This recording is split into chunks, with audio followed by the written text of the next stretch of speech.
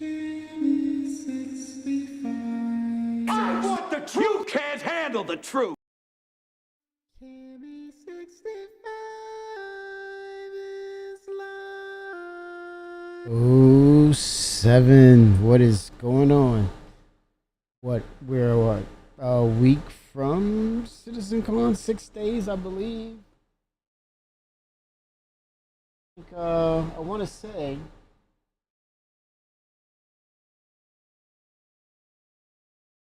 literally 6 days. 6 days from SitCon itself. Hold on, SitCon Direct. Let's get that clear. SitCon Direct. To some, it's best case scenario. Low budget. Keep the devs on focus with what's to come. Then the other half of it is, oh wow, it's not the same, 2-day event. Recently, it just went to 2 days, but not the recent or the years past event time frames. I guess it's a balance of both, right? Good balance of both. And this gentleman I have here.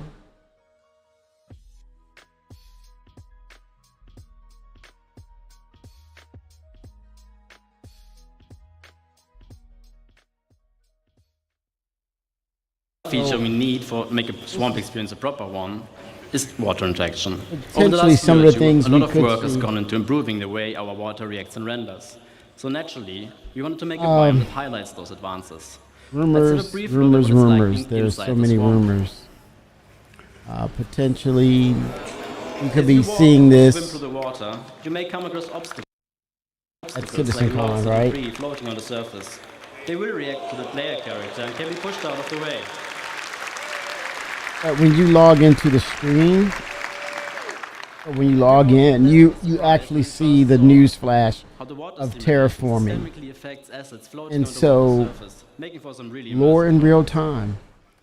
They could potentially say, according to lore, that there has been another attempt, most recent attempt of terraforming Microtech, and the results are much better than the previous mistakes from what you would see with the Mars in lore. Mars was a mistake. It was kind of rushed because of the overpopulation of Earth. And then fast forward, they come to Microtech and try that again. And so I believe Planetary Tech / according to lore, is that third attempt of terraforming. Well, erasing the mistake.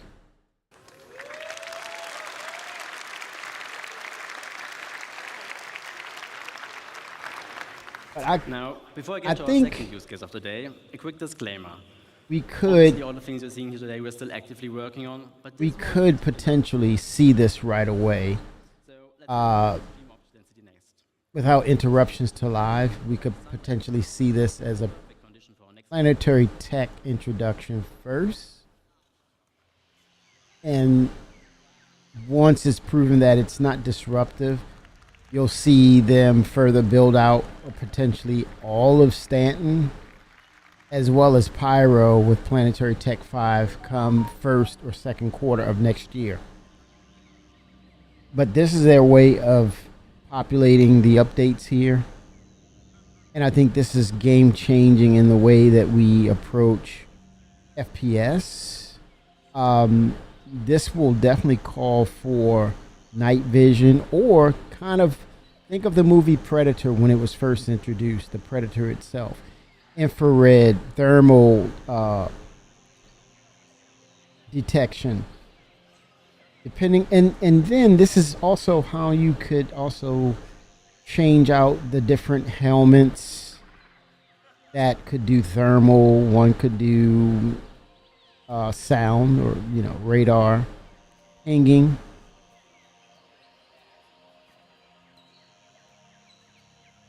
But the choice is up to CIG in regards to, will one helmet have all the abilities, or do you have to have particular helmets on hand and change them out? It opens the door for strategy. If you're in the atmosphere, a location with atmosphere, you can change them out on the fly via your changing out the item in your backpack. And then the other end of that spectrum would be no atmosphere. Each party member would have a variation on their helmet, different capabilities. So you keep the helmet on, and it opens the door for communication between the parties, what they see or may not see. The floor, herb and brush layer, we could almost do before, obviously missing the density. But now we also have the option to. But this definitely opens up the door for dynamically spawning epiphytes like FPS orchids or bromeliads attached to trunks and canopies of other assets. and also potentially base building too. Having a base in a jungle environment. With this and improved density is what will finally allow us to make convincing. But it also opens the door to And make the it best very part is dangerous as well we with only need creatures. a lot of different species to create what we refer to as a canvas of a biome. The idea being That's we can vary what that's kind the of forest con. we have by That adding there's more predators repeats, out there, master but then the feats, pro of it is the potential Now, for collecting to of get a stellar food, certification, we proteins, make epiphytes like the epiphren and the bromeliads, collecting of including flora and for the fauna food for the ants. medicinal purposes. Then obviously So you it need jungles gives for you those lianas variations. for jungle. And we also made agrias, which add character to the herb and tree layer. You can definitely climb those vines there. For tall trees, we decided on a fairly generic rubber tree, as its different growth stages serve as a nice foundation for all height levels. And that's pretty much it, what we need to make a pretty good base. Total for library jungle. right there.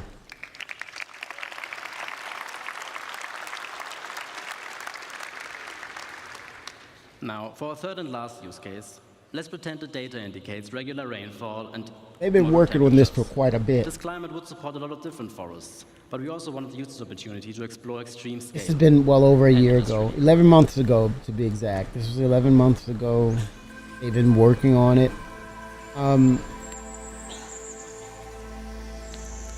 So, and I think it's more of what they're working on in this regard is building the library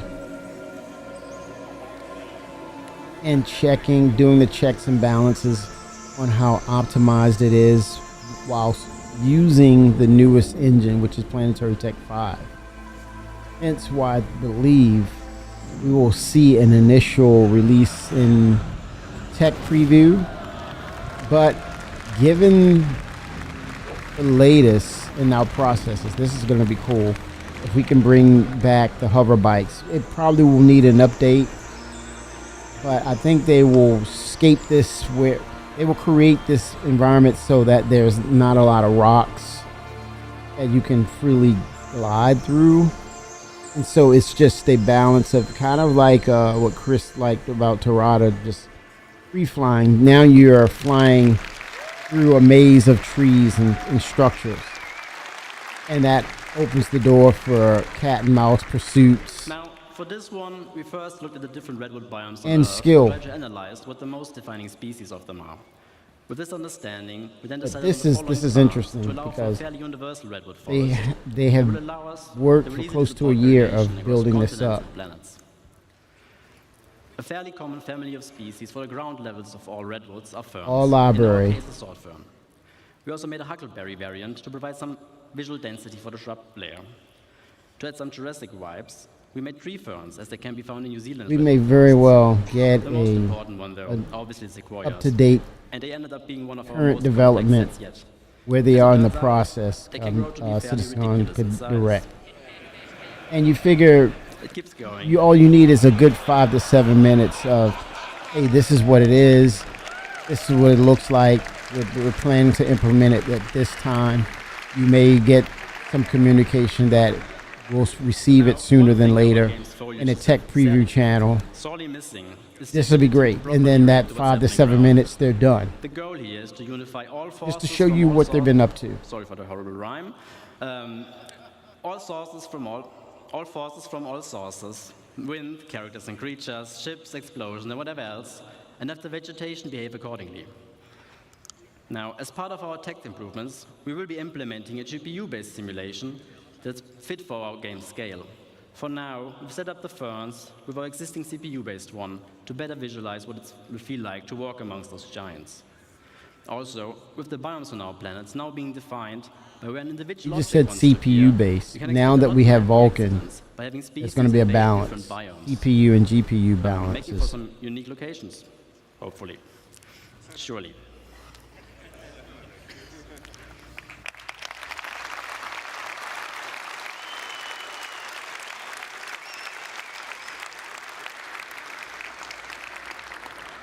Now, before I get to the disappear off stage, I just want to say a big thank you to everybody involved, especially my team in Frankfurt for doing such amazing work and being all around great people. And also to all of you guys. I really hope you have a fantastic Citizen So the Frankfurt studio, they are really working on the Star Engine itself. They're doing a lot of things. So they could very well build these tools and distribute it among developers within CIG who will be actually building up on the moons and planets, building them out. All right. Those new planets and biomes were pretty, right? I think there's also, they present an opportunity as well. They don't have to build everything out. They can make it so that it's true exploration. Whereas, yeah, the planets are built out, but it's up to you, the player, to discover what's there. Especially now that we have the jump point capability to jump to new systems. So they also have the opportunity or the ability to hold that jump point for quite some time. And maybe as a news broadcast, hey, it's closing, right? Or there's instability, it's signs that it's decaying. And you get updates on that. Now, let's say someone overstays their welcome in the jump point and it actually closes. So once that implodes on itself, you wake up back to your planet of origin. And all your assets that were there, they're transported over, or you have to reclaim. So I think that's a way for them to introduce new planets, actual exploration of unknown entities, where if they have a Pathfinder component or such, where they're looking purposely for these jump points, they discover one, they get into a new system, undiscovered system, it opens up for a while. I think this is a great opportunity for the developers to kind of mold and sculpt what could be a possibility for a system, and if it holds very well as a popular or a very enhanced location, they could definitely make it a sustained jump point location. So it opens the door for exploration for sure. Your friends. As for that density, if you fly down to the planet, we want you to find something, let's say, every 100 clicks. But also improve the mission experience. So when you stay more on the planet, you're more immersed and you go from location to location. Just keep going. So going forward, we are modularizing all our existing locations and assets. And we're basically making a library of buildings and layouts that we'll be using to no longer work directly on the planet. The neat thing, all these modules and assets can be iterated upon and tested right in the editor for all the designers and artists. Iterating, to ensure update fun it. gameplay and interactive sandbox activity, and also make sure all the mission stuff is there. Basically, we're building a toolkit. So let's look at some of the things that we need to keep in mind as we're making that toolkit. First and foremost, we've got our art style and branding. We've got basically, we've seen this. going forward, they're in the process of delivering upon unique locations and art styles and a whole new list of features in their library that they can choose from. But this is just the beginning, and I think I truly believe that Chris wants each system to have its own unique flair and unique style upon your entering and you're discovering and you're seeing something totally different per system. So we're getting hints and bits and pieces of it, but I think at the end of the day, you're going to see some really unique things, especially when it comes to the point of them opening up a system that will house a alien culture. I think that's going to be the next step further down the road of not just Taveran or Xi'an or Banu, but other cultures in this alien cultures in the Star Citizen universe. Things like Frontier for our settlements. We've got high-tech for the emergency shelters, but also utilitarian, like our bunkers and distribution centers. The richer the data, the richer these locations will be. Secondly, they all have a function. We've got mining for our mining outposts, farming for the farmsteads, or just places where people live. The function of the place will define the way the place looks as well, and its form. Yes, that's exactly what I was saying.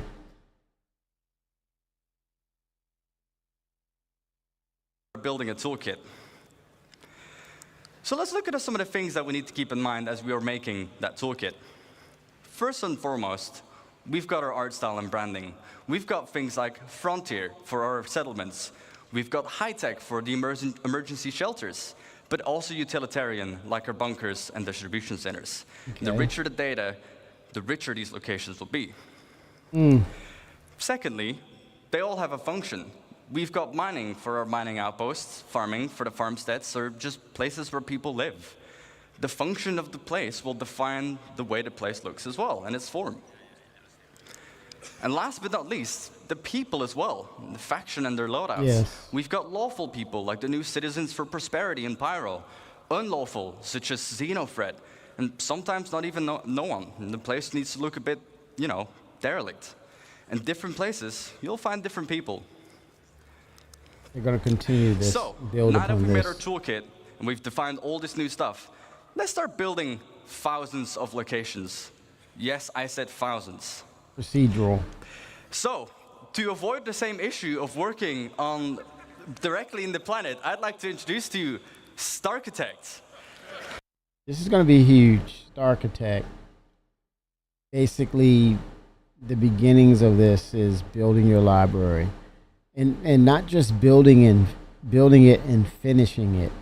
It's a continuous build-up as ideas come across the board from developers on up to Chris Roberts. They have the opportunity to add to Starchitect. They have the tools to continue to build upon Starchitect. And so what it means in the result, you can have established systems that could go through a maturation period where it starts out as a derelict location, but then they're profiting, they're building up resources. Then you may see a maturation period where it could one day, not too far-fetched, go from a derelict or shanty town to a village to a city, and so on and so forth, to a huge enterprising location based upon how well people connect themselves to these locations, taking the data, looking at the resources. But yeah, it's iterative, like he said, that they have the ability to mature these points of interest, which is a strong possibility with what CIG can do with continued research and development. So this is an ongoing, evolving process that we will see.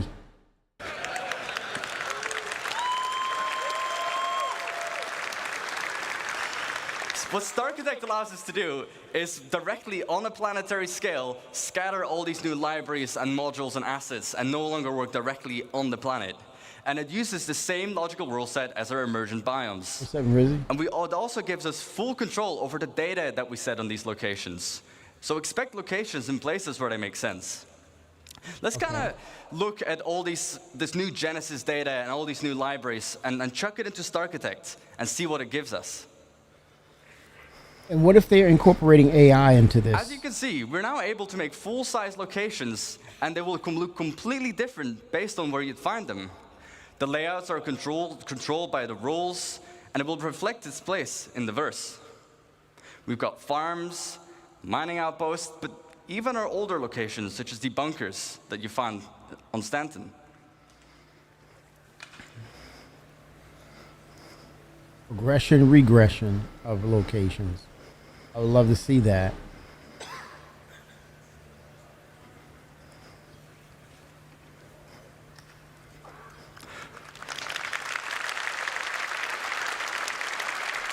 And when I say progression, regression, you could see where, or it could be a sense of this location is developing, and then you see it, you see it physicalized. It's growing into a city.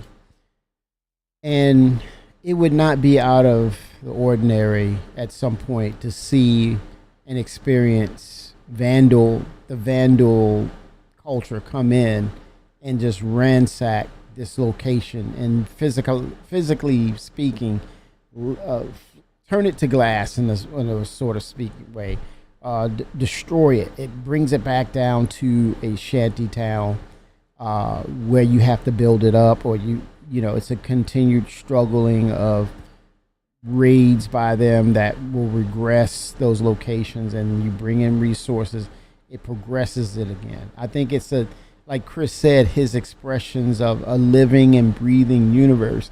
It adds to that narrative of what he's talking about, where this game, Star Citizen, serves to be a benchmark for all games, in the sense that they have this opportunity to bring this into the forefront that makes it so unique from so many other games that we play. Things that are static or on these rails that you go one direction, it's predictive, you can pretty much figure it out, and that's where you have instances of people drop off. They understand it, they've understood, or they know the code, then there's no challenge for them. There's no incentive for them to want to play. But when you add dynamics of this nature that have fundamental changes based upon resource management and placement of resources in one location, and then you have the dynamic of pirates, vandal, or any hostile force, even nature itself, meteor showers, storms, event horizons, all things that could, create dangerous environments, which will in turn enable the developers to reflect that and show that, and it becomes physicalized. And then you're able to see within the pros and cons of, can you profit from it? Can you gather resources from it for a time being?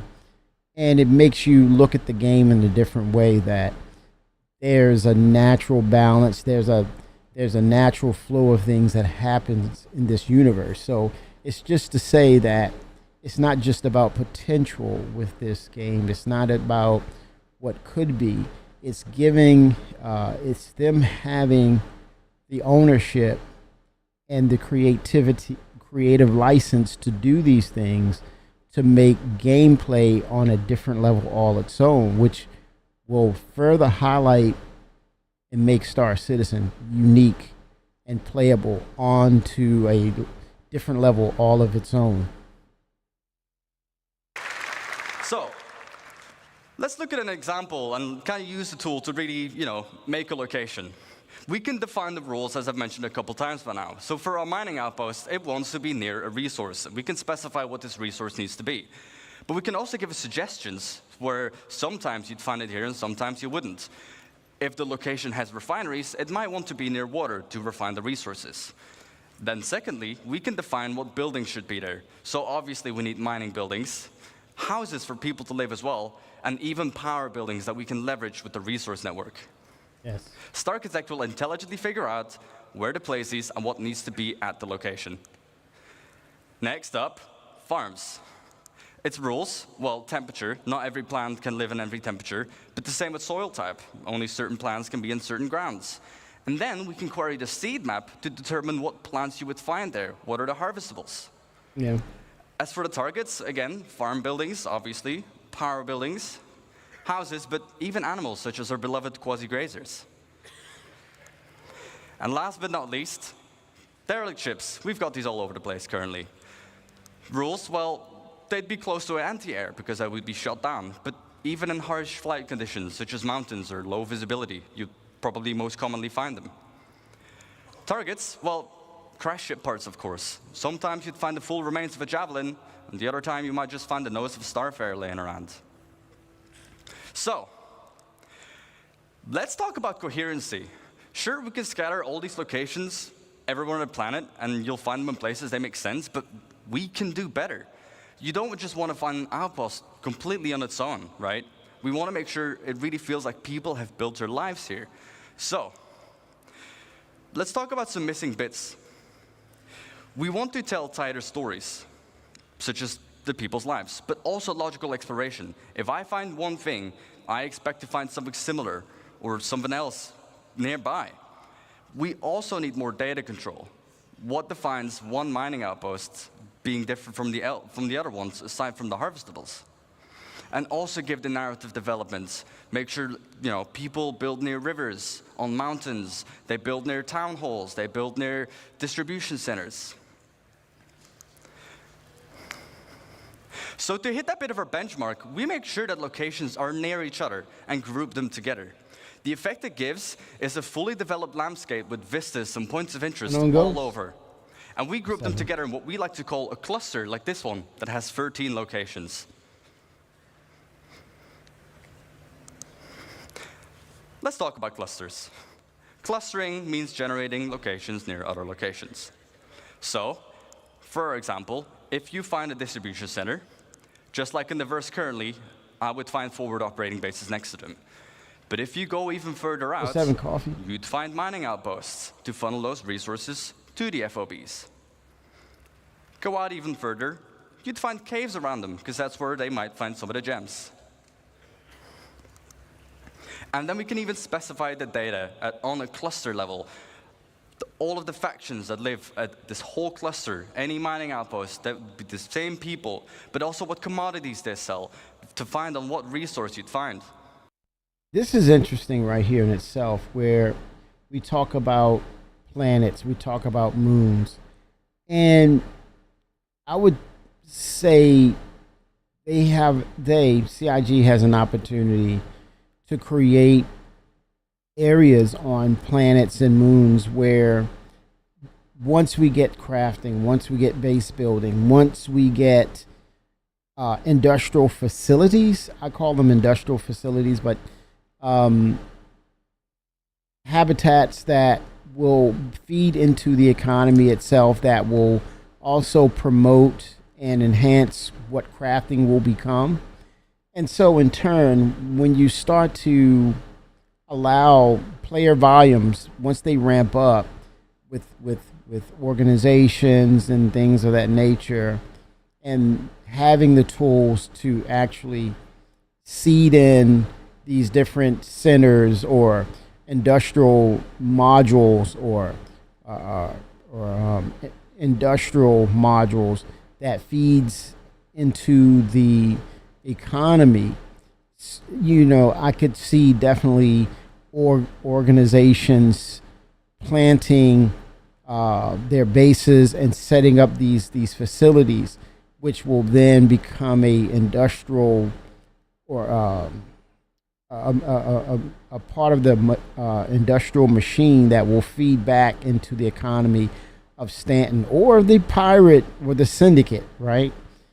But it would be strategically sound to place these centers and these buildings closer to a distribution center that will feed into the economic system. It's about that bottom line, baby. So it allows these orgs to actually, by placing these facilities near a distribution center, they can actually funnel things back into the economy, but also at the same time get themselves paid in a quicker rate, at a quicker tick rate than others who will travel several systems over to distribute or to distribute goods and such. I could definitely see a market, an open air market around a distribution center.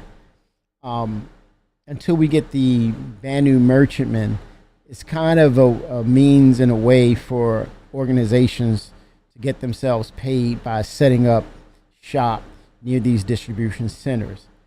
At the same time, it helps to free up development time on carving out a lot of detailed maybe missions and storylines and extra details for some of these locations, as specifically certain areas on a planet or moons that have distribution centers. It's going to be very interesting to see that pan out, and by giving the players an opportunity to create their own stories, their own reputations in the game, by having the tools and utilize them in a way that it will be economically sound for that player or their organizations. So this is the start of something very interesting right here. So let's look at an example of the clusters. We have our mining cluster. Again, we can define what rules we should have. Rules, well, near a resource, just like our mining outpost, but also it needs to be on a lawful planet. We can target on a planetary scale where they would need to be. They need protection. As for the targets, well, caves, mining outposts, but even trade posts. Let's go to the other side of the spectrum. Before I do so, I forgot. Data. We can, on a cluster level, specify, again, what mineral commodities, but also what harvestable types you'd find are in that region. Now let's look at the other side of the spectrum, an unlawful cluster. What rules? Well, they need to be far away from any other cluster, because they want to be isolated and do their evil deeds on their own. And also on an unlawful planet, such as somewhere in the Pyros system.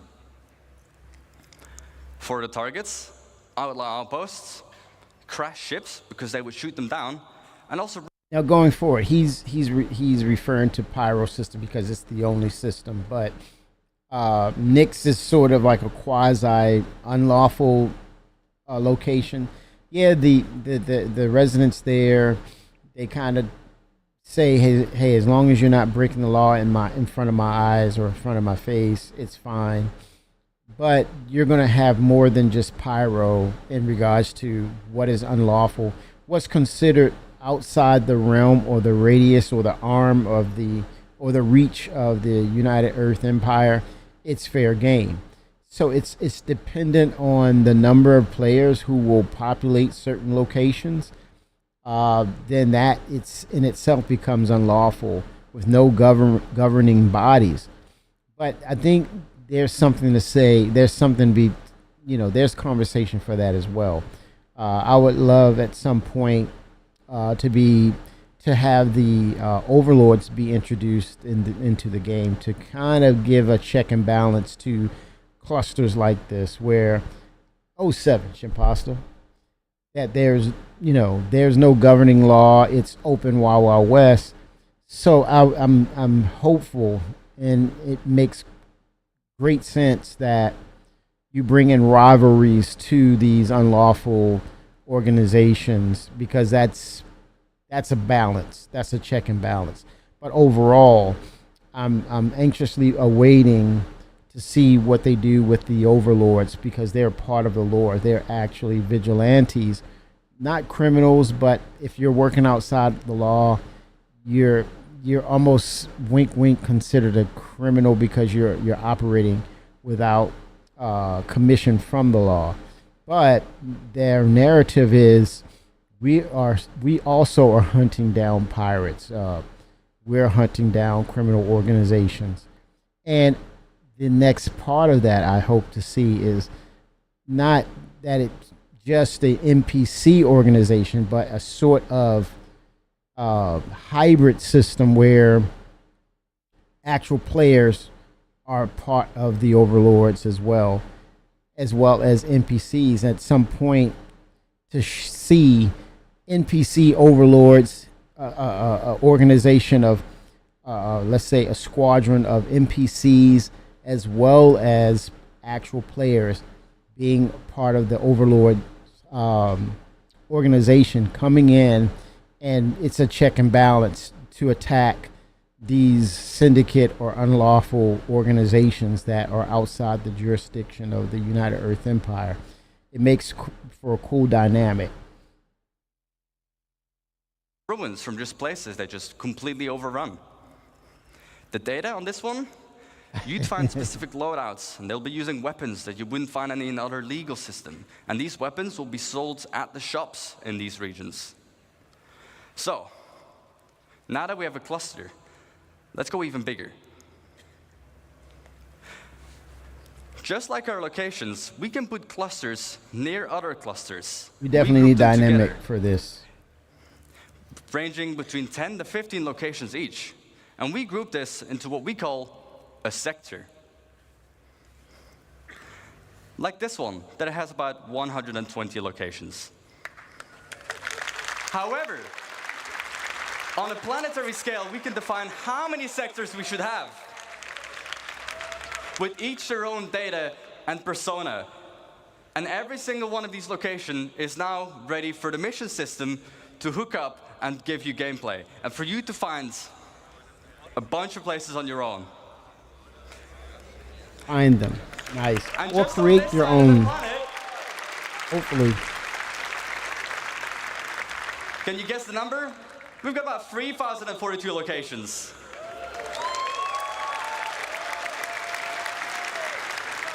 And again, this means as Starchitect, we're just able to, on a planetary scale, just define how many locations we need, what you'd find there, and to just give that full identity.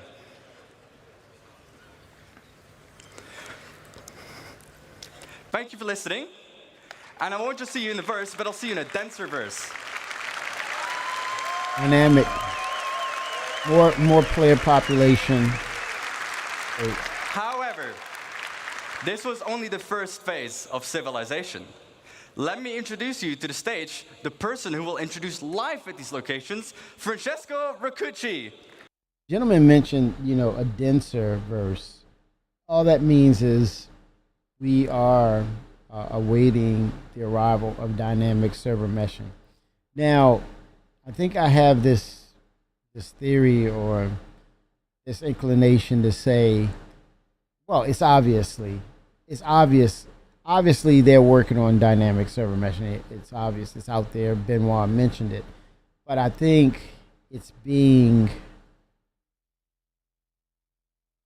they're in. I think they're in the process of activating it because I've just noticed, or I begin to notice more 30Ks now, which was long gone for quite some time, and it was almost safe to say that, hey, they've actually gotten away from 30K, and I don't think this is a coincidence. I don't think this is something random. It's due to the fact that now they're introducing more servers, and these servers are functioning in a way that, as they described, that it is a cycle of spinning up, spinning down. And once I noticed I was experiencing a actual 30K, that alarmed me, and I said to myself, they're actually functioning. It's actually functioning behind the scenes without making it official notice or making it an official statement. It's more of we're incrementally bringing it in.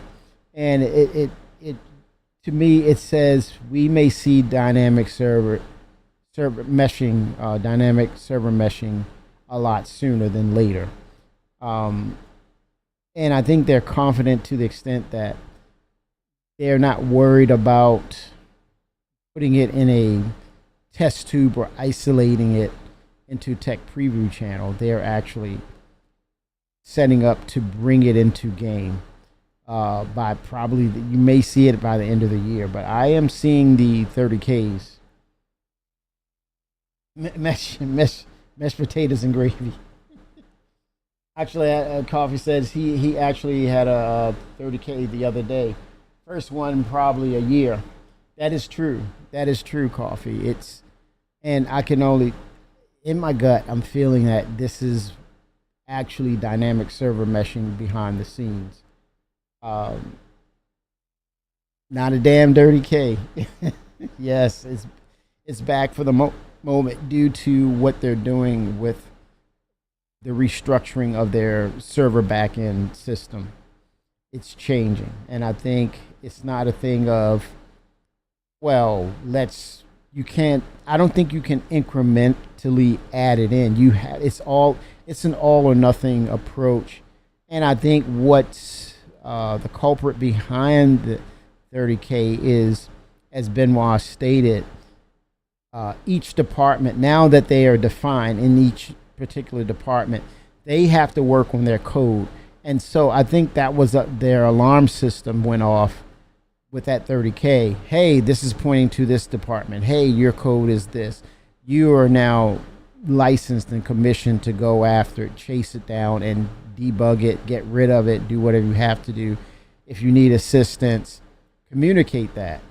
But I think that's what they're seeing, that though they're working hard on cleaning up their code and getting their house in line with dynamic server meshing, the tools are flagging it, but at the end result is, yeah, it flagged it, but it also caused the 30K, which they are now, actively clearing it up. Hopefully it's a streamlined process where it's cleaned up and not having to, they're not having to call in the big guns to knock it out. But that's, to me, in my gut, that is what's happening behind the scenes. And make no mistake, I would not be alarmed or surprised that the dynamic server meshing implementation will happen by end of the year or the last patch. And you'll see possibly a count going up and staying at 800. Staying at 800. And I think beyond that, the goal is with 1.0, you have at least 1,000 players per server for 1.0. So 800 is another benchmark. I think we're going to 800 by end of year.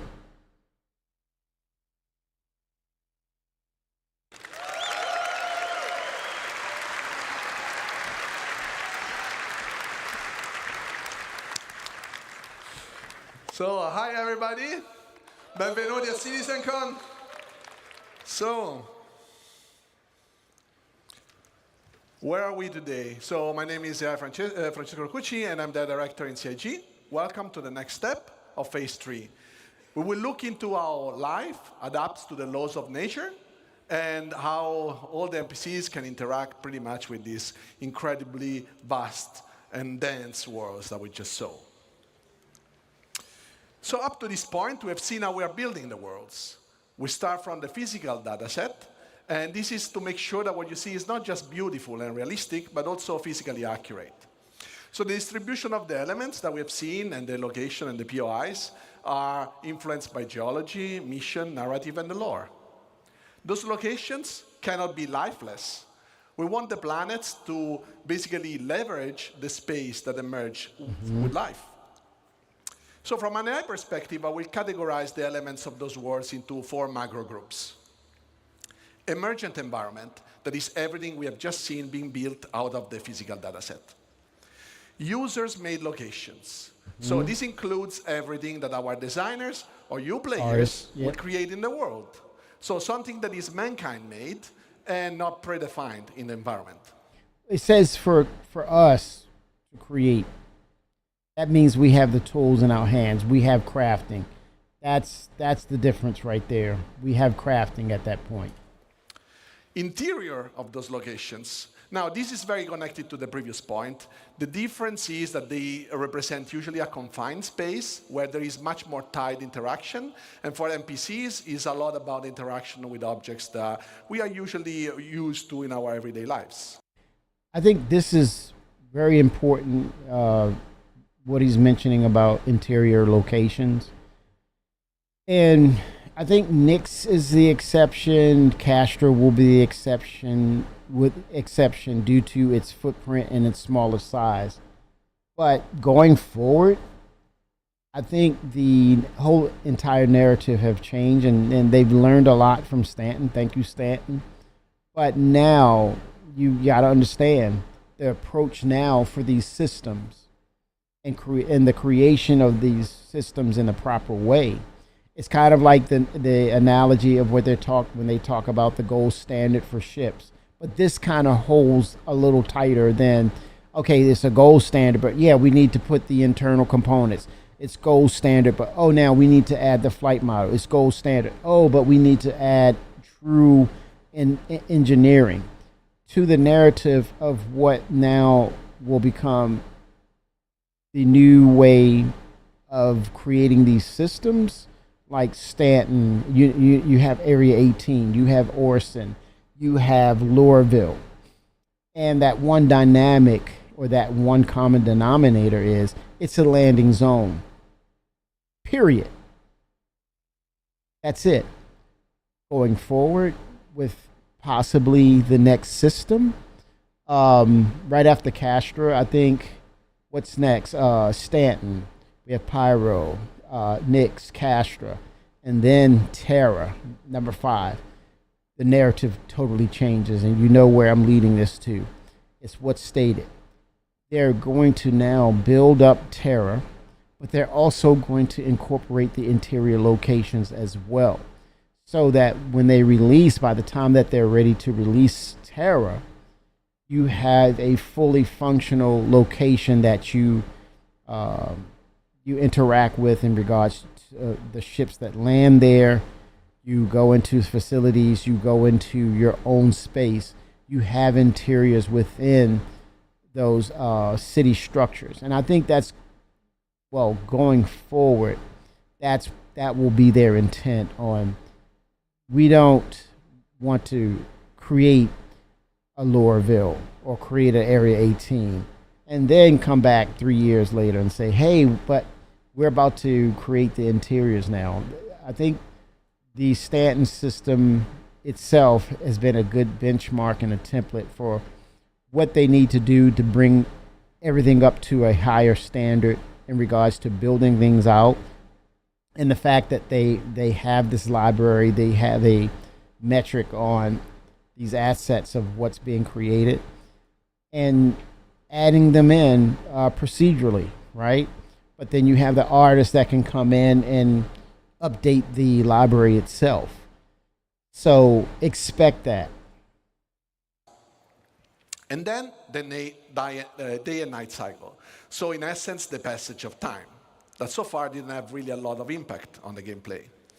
So to allow life to respect this world and conform to the rules that this environment defines, well, we want to improve our tools and workflow, and we want to distance ourselves as much as possible from a designer-driven approach. This is because, first, it's labor-intensive. It can be prone to labor-intensive, night cycles, creating lighting.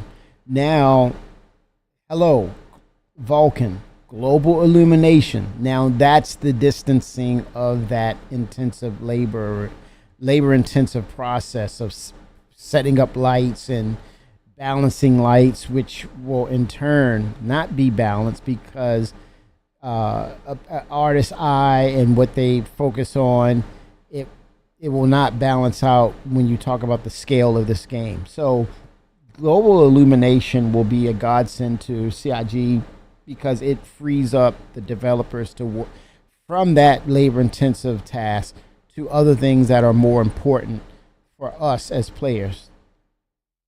bugs, but also because the scale of the words that we've just seen are very hard to be, designer-driven in the markup. So we want to improve this workflow, and we will see how manual markup is also not usually the best option, because with these words that are heavily impacted by users and changes and customization, it's very hard to know in advance where interesting things are.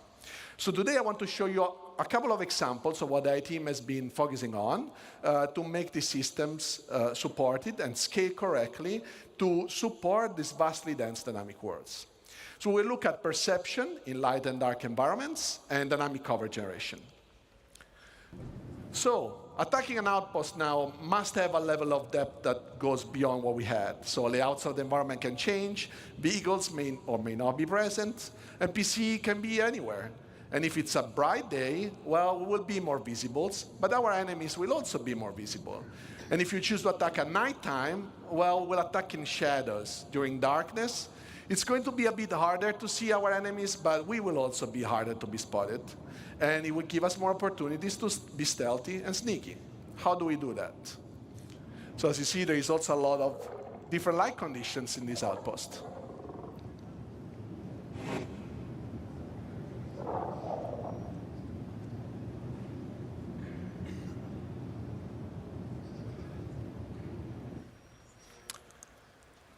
So in this scenario, we will start look at how perception is impacted by the day and night cycle.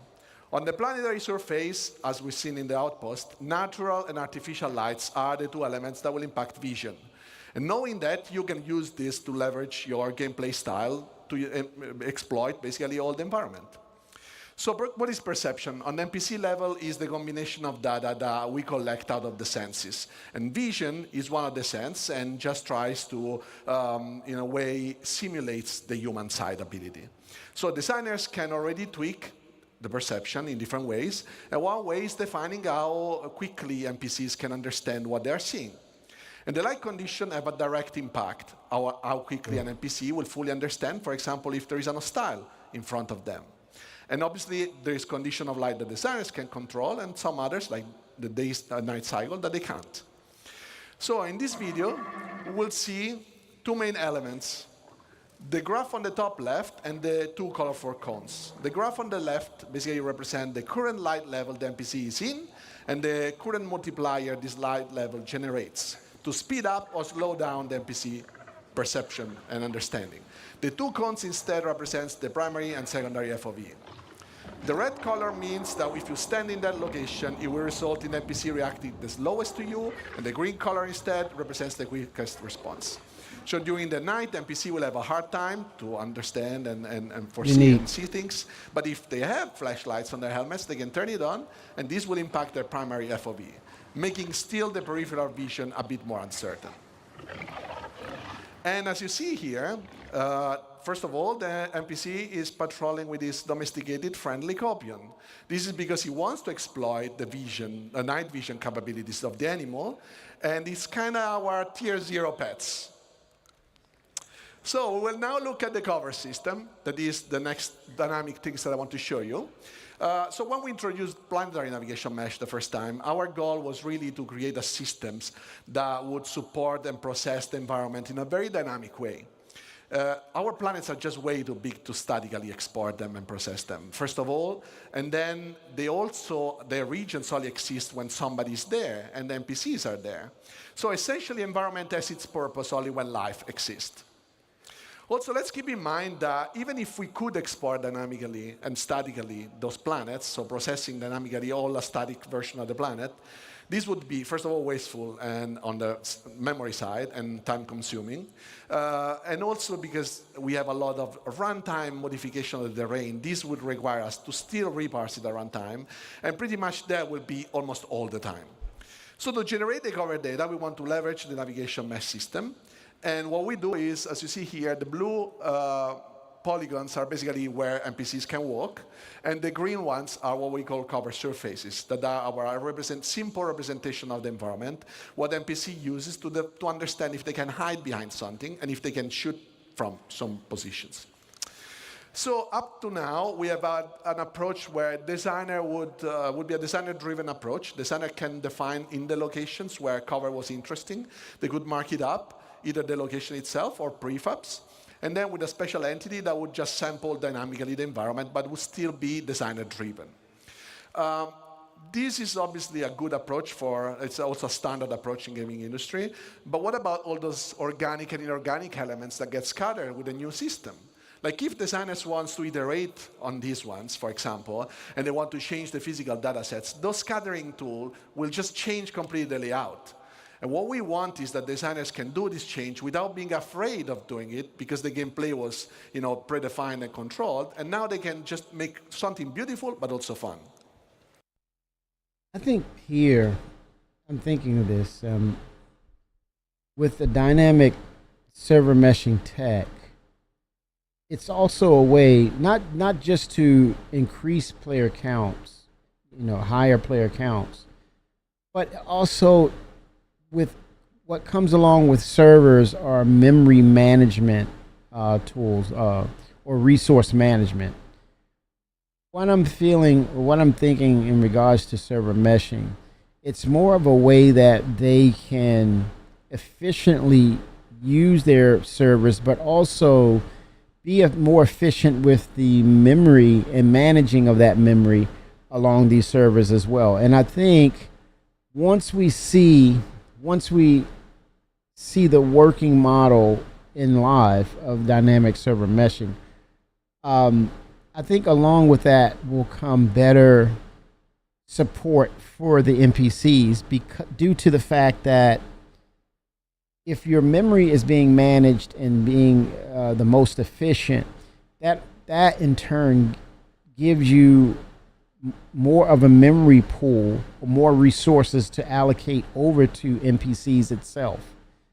And with those kinds of efficiencies that are more capable, more apparent in the game, you're able to see better gameplay, more complex commands, or let's say reactions, more complex reactions from the NPCs that will prove themselves to be even more challenging. I'll bet even on the levels of being able to be a team member of actual players in game. And I think it starts with FPS first and foremost, even though the narrative is, hey, with engineering, we want to be able to utilize NPCs as well. I think that's possible with, no different than AI that's controlling. And a matter of fact, did you see that? You all see the sneak peek with now what's coming is AI turrets. I think all of this is based on resource management and efficiency, higher efficiencies of how those resources being managed. And I totally suspect that dynamic server meshing is a key functional aspect to how that works, to allow these resources. And Chris alluded to, hey, why are the NPCs doing what they're doing? Todd Pappy mentioned as well, they need at least a consistent double-digit number of server FPS. And once they have that established, meaning allocated resources, and Chris said they need their own DGS, which is the acronym, they need their own dynamic gaming server. So with server meshing creating efficiencies, then yes, it's easier for them to allocate specific servers, I don't know how many, to those NPCs. Now, granted, if it's running under the hierarchy of the dynamic server meshing, but it has its own DGS, imagine if there's no need to spawn them, right? There's an intelligent spawning of the NPCs. So as we populate certain locations, they spawn. Now, other locations where there's no NPCs, dynamic will not spawn those NPCs. So that allocation of resource pools will be dedicated to where they should be. In other words, the populated NPCs will pull from that pool of DGS resource to make sure that they function and are very efficient in how they implement their instructions. And I think it's very interesting because I kind of think once we see this happen, we're going to say, oh, wait a minute. You mean to tell me dynamic server meshing has helped NPCs and AI as well? I think that's going to click. We're going to start saying things of, wow, they really dialed up the NPCs when it's basically they need a resource pool to pull from. Consistent resources time and time. And so I think there's a certain level of NPCs that will remain in their gameplay. It will remain robust because it has a pool of resources. And those efficiencies will be gathered back via the dynamic server meshing technology. Interesting, man. Besides that, yes, we did have a prefab approach where you can build stuff out of small building blocks. This is obviously a good approach because it's, you know, in a way you can build stuff out of smaller version, but this creates a lot of unnecessary data. Imagine a crate, and we can say that the crate can generate cover. Now we stack 100 crates, and what happens? That we have a lot of data to generate cover that we have to process, throw away. This would just waste CPU cycles for nothing.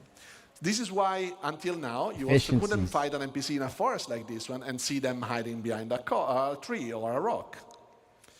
So enabling the dynamic generation of covers on the planet allows us to exploit all the elements of the environment. Whenever navigation mesh generates, NPC can now have a chance to fight with you hiding behind available elements. Boulders, rock, walls, and are all useful elements right now. However, we don't have to limit ourselves to static geometries, but also vehicles can be used for cover. And as you can see, this is dynamically generating while the vehicle moves. So be careful where you park your Ursa, because now it can become a source of danger for you as well. Last but not least, these systems can be just used on all the different type of navigation mesh we have, so not on the planet, but also, for example, the interiors and everything you guys construct. Again, and also another bit of strategy is, can you imagine NPCs controlling an Ursa or some sort of Nova tank, and they're blasting their way towards you, they're getting closer, but also in the back or on straddled on the sides are NPCs that are also looking for stragglers and pressing with their gunfire as well. So those options will bring unique and complex levels of difficulty to our approach, or to CIG's approach, to make the gaming experience that much more difficult, which will equal more fun, because you have to think your way out of that situation or think of a way to circumvent what they're doing. And whether you win or lose, it's all about the challenge. It's about that bottom line, baby. Because obviously, you guys will build your own locations, but you don't really mark up stuff, or you don't want to decide that, because that's going to come automatically out of the system. So I want to show you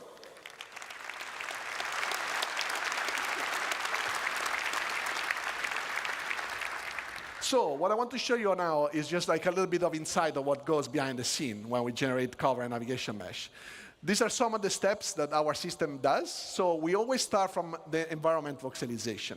What that means is we process the geometry, the physical representation of the geometries, that is a little bit simpler than usually the render mesh, and we construct it in a voxelized approach. This is also using different types of agent definition. Why so? Because obviously where a human can move is not the same as where a vehicle can move. So we can define different type of precisions and then speeding up the process where we have to, or be more precise where we cannot be to. And we can also create overrides based on different things. For example, if you crouch, you can enter into smaller locations than where you stand. This process is basically common between navigation mesh and cover. After that is generated, then we can evaluate the voxel in different ways. For example, defining where we can walk. So can we make the step with our foot over a specific voxel? Or is there something in front of that hole in the NAM mesh so that we can actually cover behind? And then we can basically decide where to generate cover surfaces. And after the cover surfaces are generated, we can process where the cover locations are. Cover locations are a good spot for MPC to be behind the cover. So what we see here is with the introduction of Maelstrom last year, obviously we knew this I was would just thinking revolutionize how you guys are playing. Literally, I was just thinking Maelstrom, and he said it. So, dynamic cover system via the foundation of Maelstrom. We're going to see different types of weapons now that will lend itself to breach. The Legionnaire. Think of the Legionnaire, the breaching ship. The foundation. I think and I'm going to throw a little theory crafting in here, game theory crafting. To the ships, the secret ships, not so much secret ships, but ships that are probably going to go into production if they're not already in production, based on some of the things that we recently heard with the foundational changes of salvage. The structure of the ships are changing. That immediately, when he said Maelstrom, I thought, well, yeah, you're looking at it from a perspective of first-person shooter, but from the perspective of spaceships now. And with that, one of those ships that was held off but was revealed because they didn't have the placement or the anchoring foundational platform to set it up to put it into production. I think it's the Legionnaire. Now with the structural updates to these ships, I'm really thinking that going forward, it's not just. I think the repair aspect is to throw us off our scent, but throw the scent off of them. But I think it's also about that breaching ship.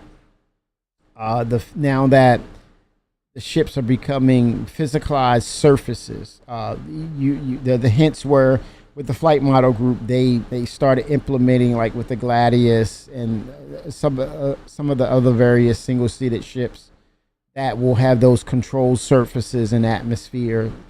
That's another hint to me that the Legionnaire breaching ship, the shipjacking ship, will have a place pretty soon in the game, where if you are able to disable specific functions of a ship, for example, the engines, first and foremost, the shields, weapons, whatever the case, that ship can attach or do whatever mechanic that's needed to breach other ships.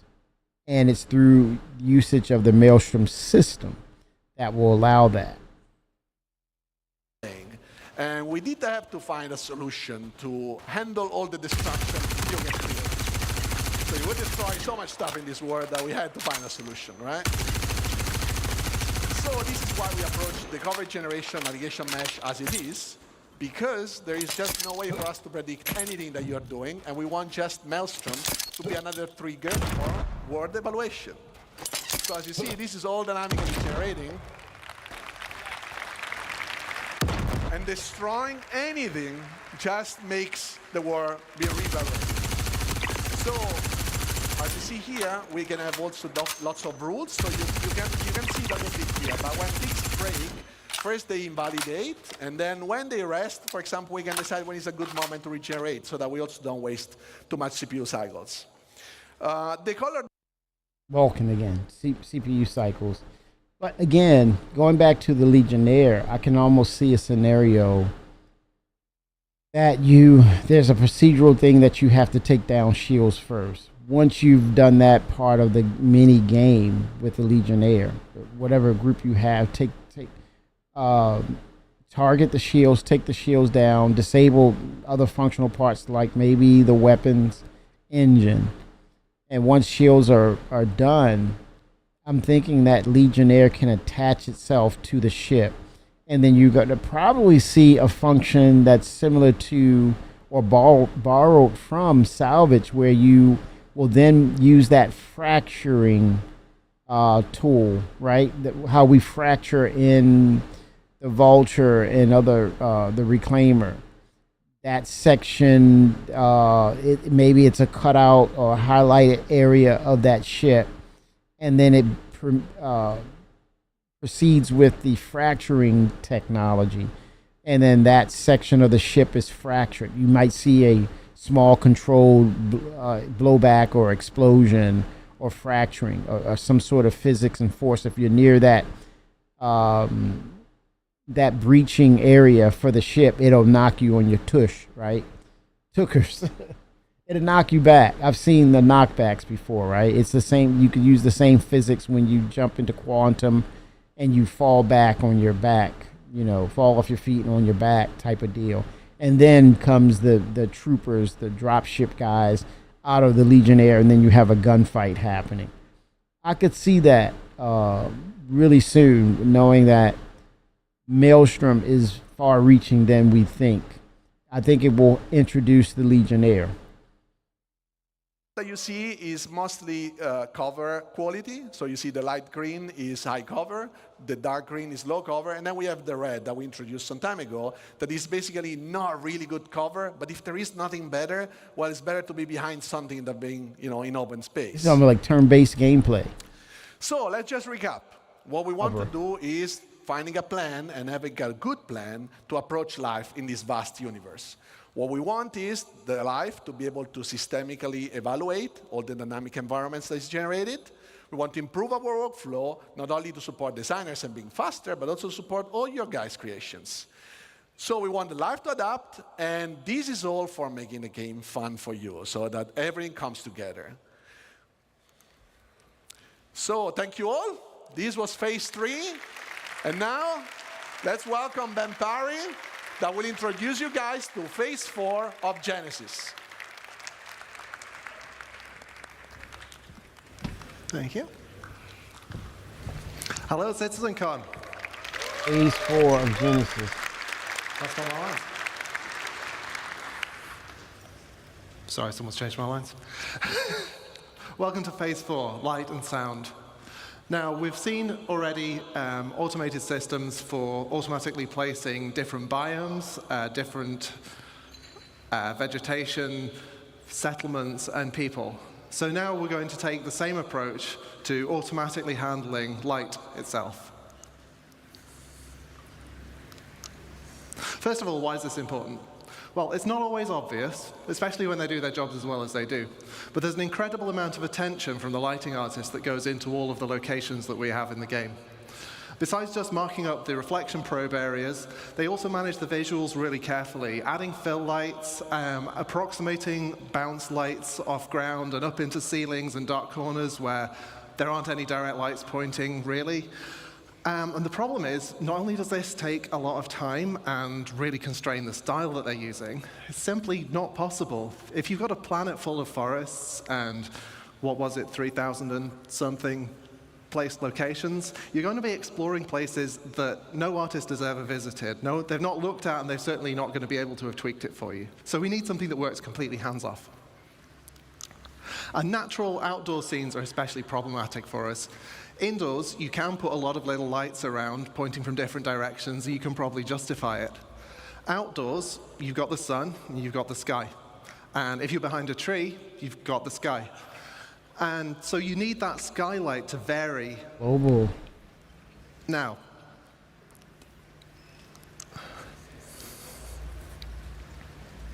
so this is the forest as you'd see it without the GI system. As you can see, all the shadows are receiving lighting from the same environment probe, so it's basically just a flat color across. We replace that with around 40,000 mini ray trace probes. Each of them has their own view of the sky, and so that gives you way more contrast and variation as you move in and out of the canopy.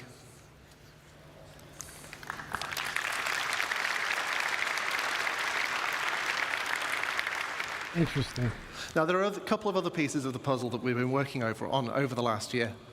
Now, the first is, well, all the stuff that you can't stick 40,000 mini probes onto. Anything that Transparency is doesn't have hard. an opaque surface, we can't really know where it is on the screen and track it from frame to frame.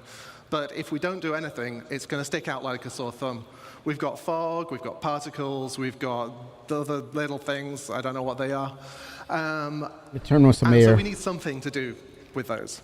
So to address this, we've added a kind of stable grid of medium-y kind of probes that are generated around the player as you move around. So that gives us approximately matching lighting that we can apply to all of those things. Now, this is a little bit difficult to illustrate in normal scenes, so for once, I've been making my own levels. As you can see, Pico's in trouble again, but because the lighting team hasn't helped, you can't see anything in most of the scene. If you add the transparency GI system, suddenly the whole scene comes alive, and this is something that we could never have done until we added this tech.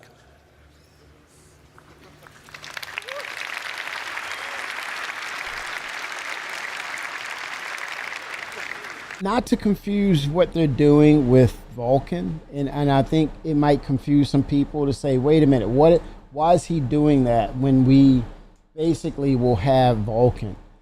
I think in certain locations, kind of similar to what they said with the tools that will help them generate things faster with planets and points of interest, and which they deemed as the hero locations. Those are your handcrafted locations. I think that's where his process will always be a part of that narrative, despite the fact that they're going to use Vulkan for global illumination. It's the best case scenario for them to implement both processes. Vulkan global illumination on a large scale, it takes away a lot of that handcrafting on the universal scale, whereas what he's talking about when it comes down to mission givers or certain locations that you have to focus on, there's going to be the handcrafted versions of these dynamic environmental pieces of light that will lend to, well, this is specific to this particular mission, or it's a hero location where you actually have to go in and see things a little differently, as opposed to a global illuminated process throughout, based upon Vulkan. This is best case scenario in both worlds. 07 Fimra. Now, the other piece of the puzzle is glossy reflections. Now, we've got a fair few shiny objects in the game, you may have noticed.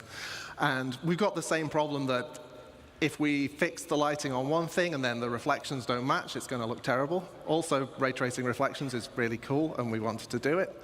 And the challenge here, though, is that the ray traced reflections you're going to do, they're not just mirrors. Like, we've got a whole range of objects in the game, from like a scuffed hull panel all the way up to chrome polished pipes, and we want the same system to apply globally across that.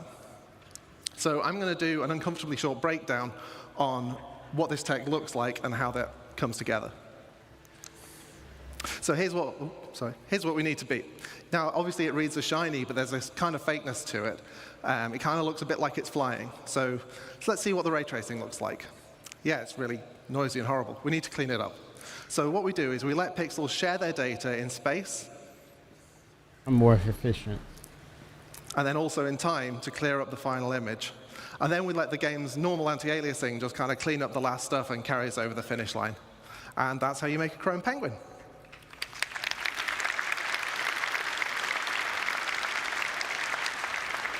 Now, I'm going to derail for a moment away from the topic of Genesis, because this isn't actually just about automating the lighting for new environments. This is also about pushing quality in areas that have already had all of that work done by the lighting team. We're freeing the artists up to light more naturally, allowing the time of day shifts to be embraced rather than fighting against them. And as I'm about to show, players and NPCs are going to reap the same benefits as well. So here we start adding natural areas of light and shade and warm and cool colors. It's very rich. It's very rich, man. These open areas benefit in the same way as the forest scene did, adding areas of shade and much areas richer. of open lighting. Diffuses, it's softer. Like I mentioned, the time of day shifting leads to different ambience as the sun moves. And this is the shot that I just liked.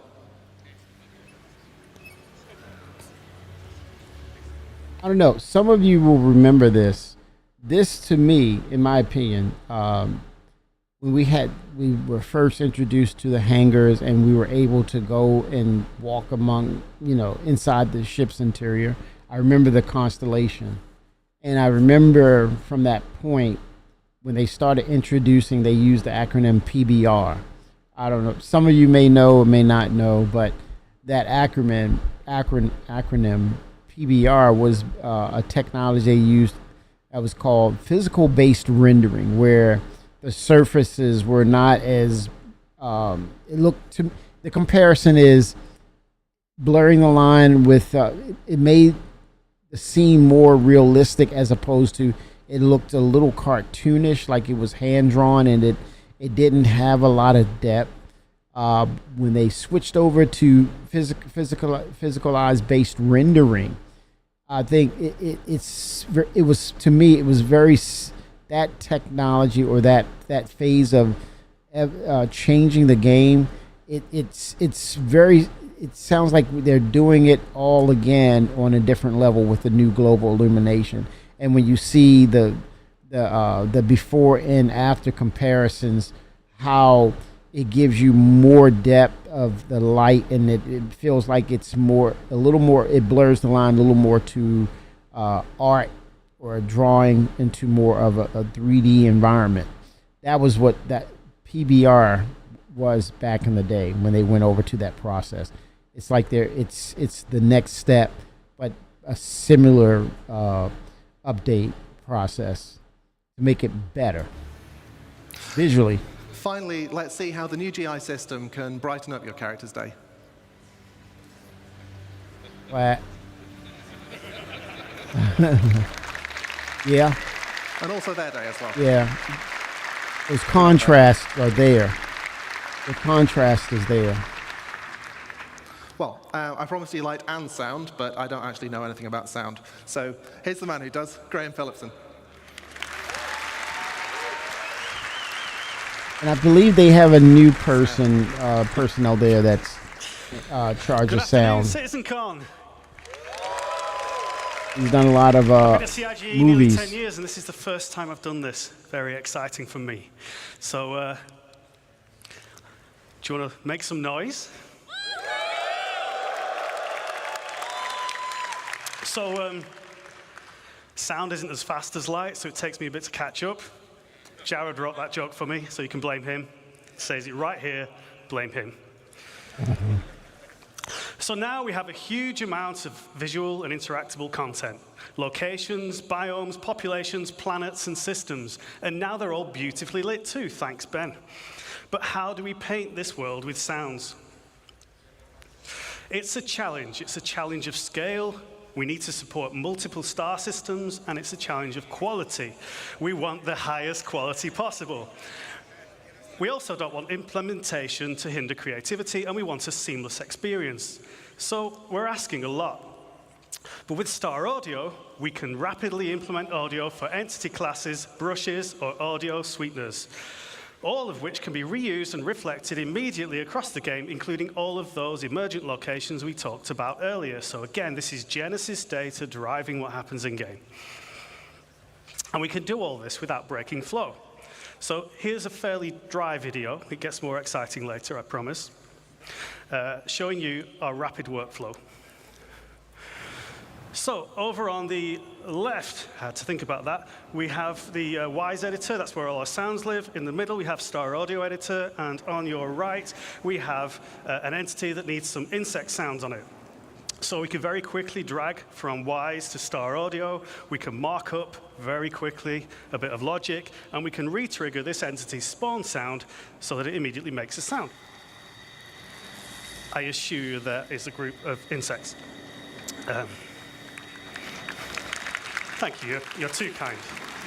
If you like that one, you'll like the ones that come later. Creatures. Okay. But there's a little something missing. So to add some realism, sounds respond to how they move, how you move in the world, and how they move relative to you. So we need to change the frequency as their velocity relative to the listener changes. This is known as the Doppler effect. In simple terms, the pitch dropping as something whizzes by.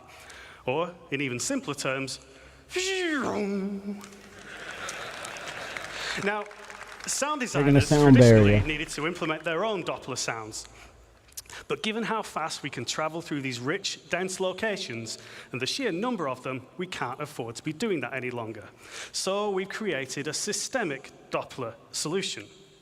And I'm going to show you that now, the only way I know how, by putting a big Benny noodle machine on top of a mountain. Oh, gosh.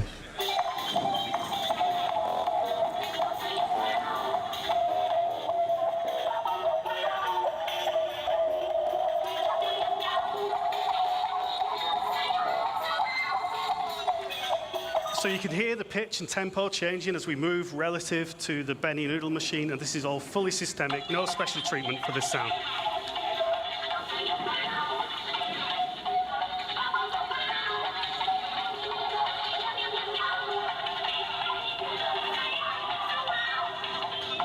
Oh my God. And I expect the noodle bar to be very busy after that commercial. So, how does it work? Well, the listener is surrounded by variable time delay buffering, not the horrible kind of buffering you get on the internet. This is a really nice kind that helps the game sound good. Each buffer represents a section of the sphere around the audio listener, and the audio is mixed into these buffers at a position that is appropriate to the object's position in the world. Changes in the position are applied to the delay buffer by interpolating the audio data. But that's not all we're doing here. Now, I know there was a bar citizen yesterday, so some of you may not be thinking as fast as you might normally. Oh, God. But you may have realized that by buffering the data in this way, we're not just creating a speed of sound. We are not just creating a Doppler effect. We are, indeed, and I just spoiled my own line, creating a speed of sound effect. So, introducing systemic speed of sound to the game, I now have a couple of minutes of video, and we go through rapid fire, looking at some fantastic examples of what this brings to the game, starting with a spaceship pass by that is supported tonally by the systemic speed of sound.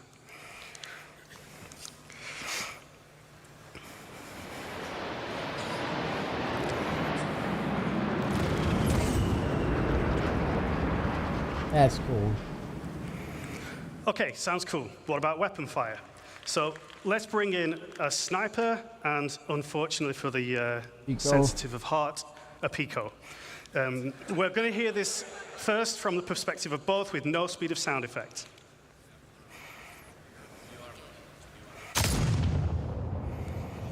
Okay, so that's, if you were at the Pico perspective there, that's how you'd hear it in game right now. Let's hear it with speed of sound enabled, and this time we're just going to listen from Pico's perspective. So Pico's down before he even hears the shot. Oh, God. But don't worry, he's not dead. Okay, let's finish him off.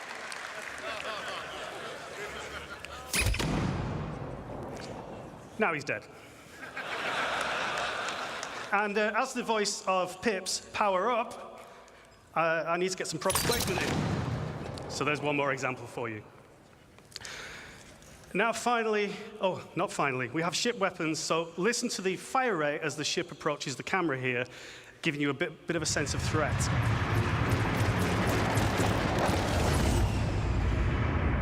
It's not too easy to tell what's going on there, but you get an increase in fire rate. Finally, the really cool stuff, explosions. So we can put a cinematic element, a shockwave element, and a delayed speed of sound effect.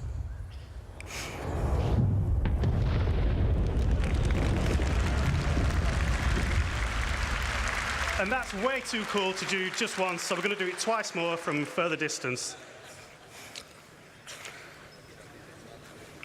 So again, cinematic effect first when you see it. Shockwave. And the explosion itself. This is all completely driven by parameters in the game, so we can do this for real. Whenever you drop a Moab. One more. A Moab.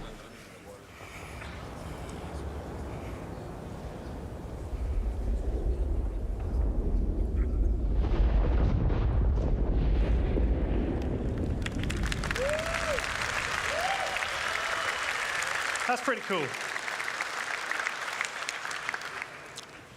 So the speed of sound simulation gives you a better sense of distance, it improves the sense of speed, and it supports those amazing cinematic moments. So, in summary, we're trying to make the game more immersive and respond to all this Genesis data and make it feel more real.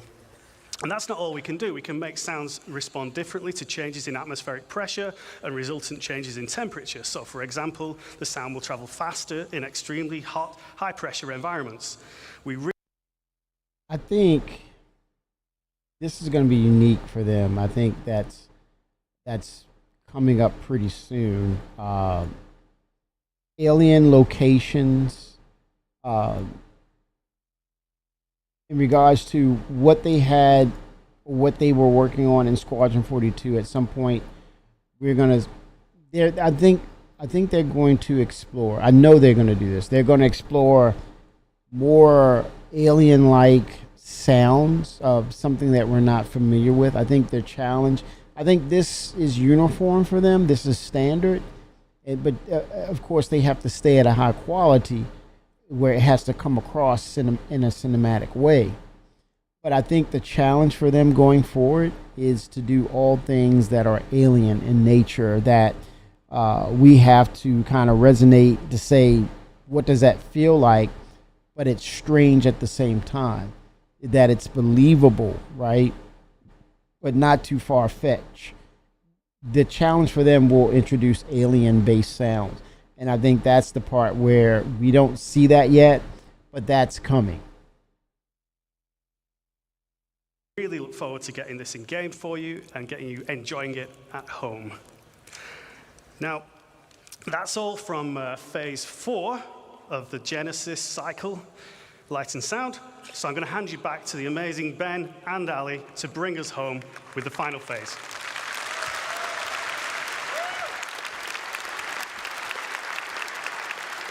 Thank you, sir.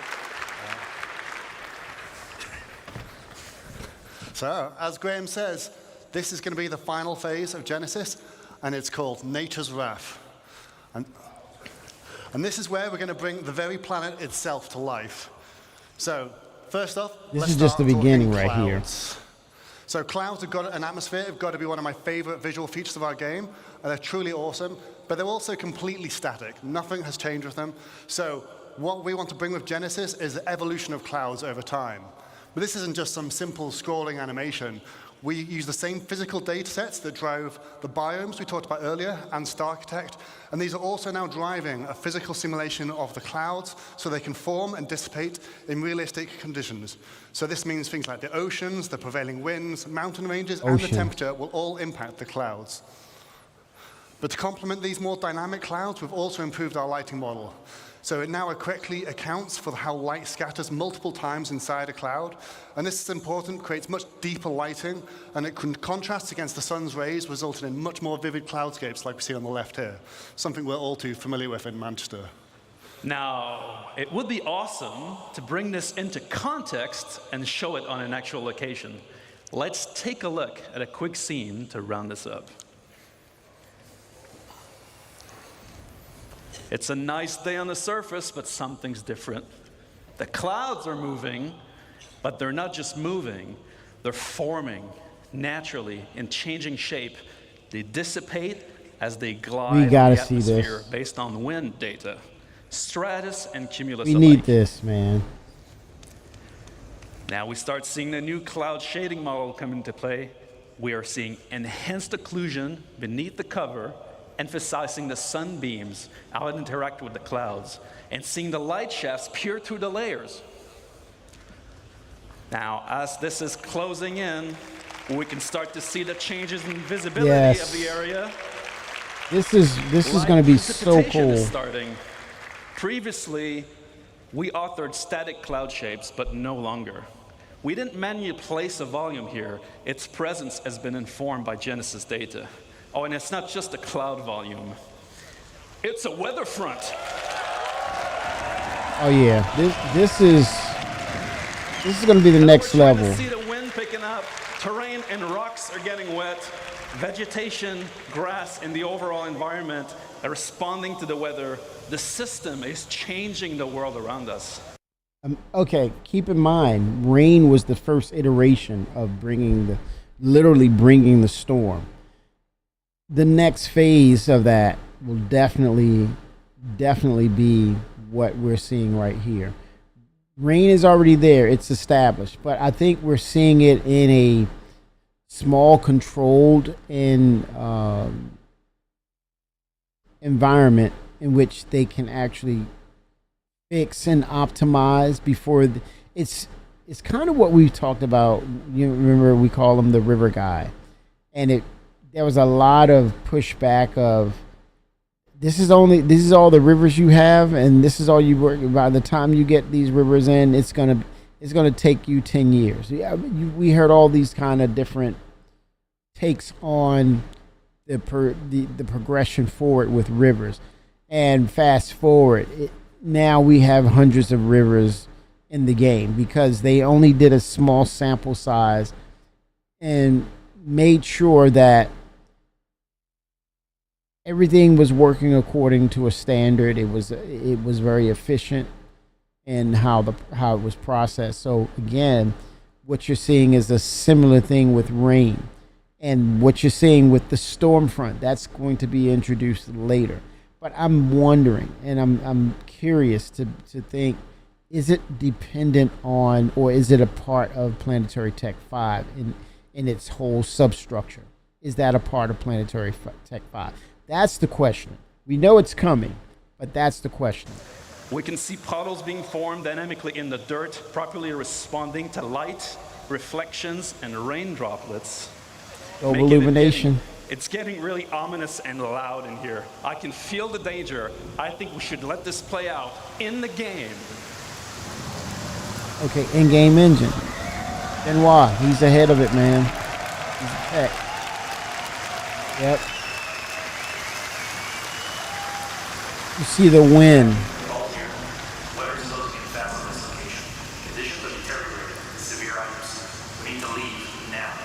This is in a controlled environment, a small footprint. Now they need to find the efficiencies to do it, to scale it up, in other words.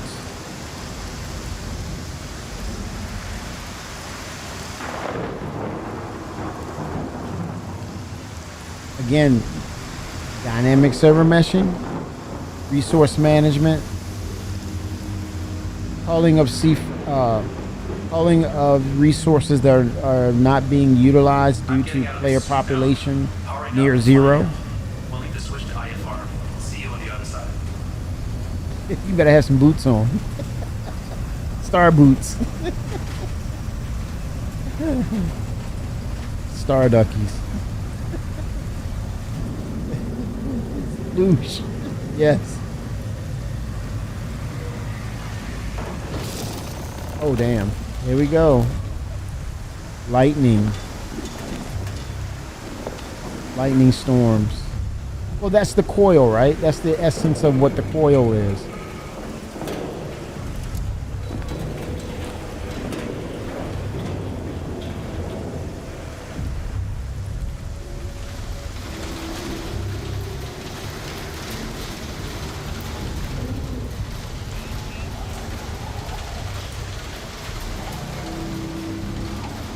Yeah, I'm not sure about his movement, his pace, compared to those containers that was being pushed by the wind. They may have to balance that out. Basically, you're slowed down because the wind is pushing you the opposite direction.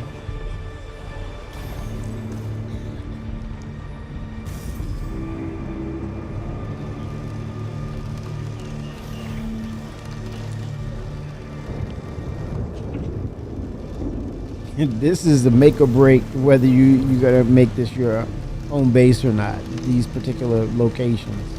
This is a make or break moment. Don't put your base anywhere. Only difference is, you know, if you have a choice, you want to make the right choice. If you don't have a choice, it is what it is. It's about that bottom line, baby.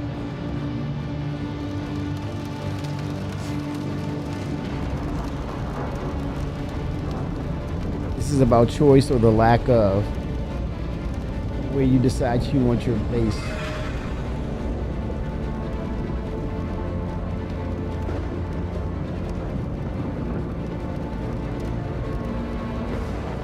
It's getting very sparky up here. Recommend deviation. Ouch. Okay, that right there is why you need a choice where you live. Whether or not you have a crime stat or not. That's a beautiful effect right there.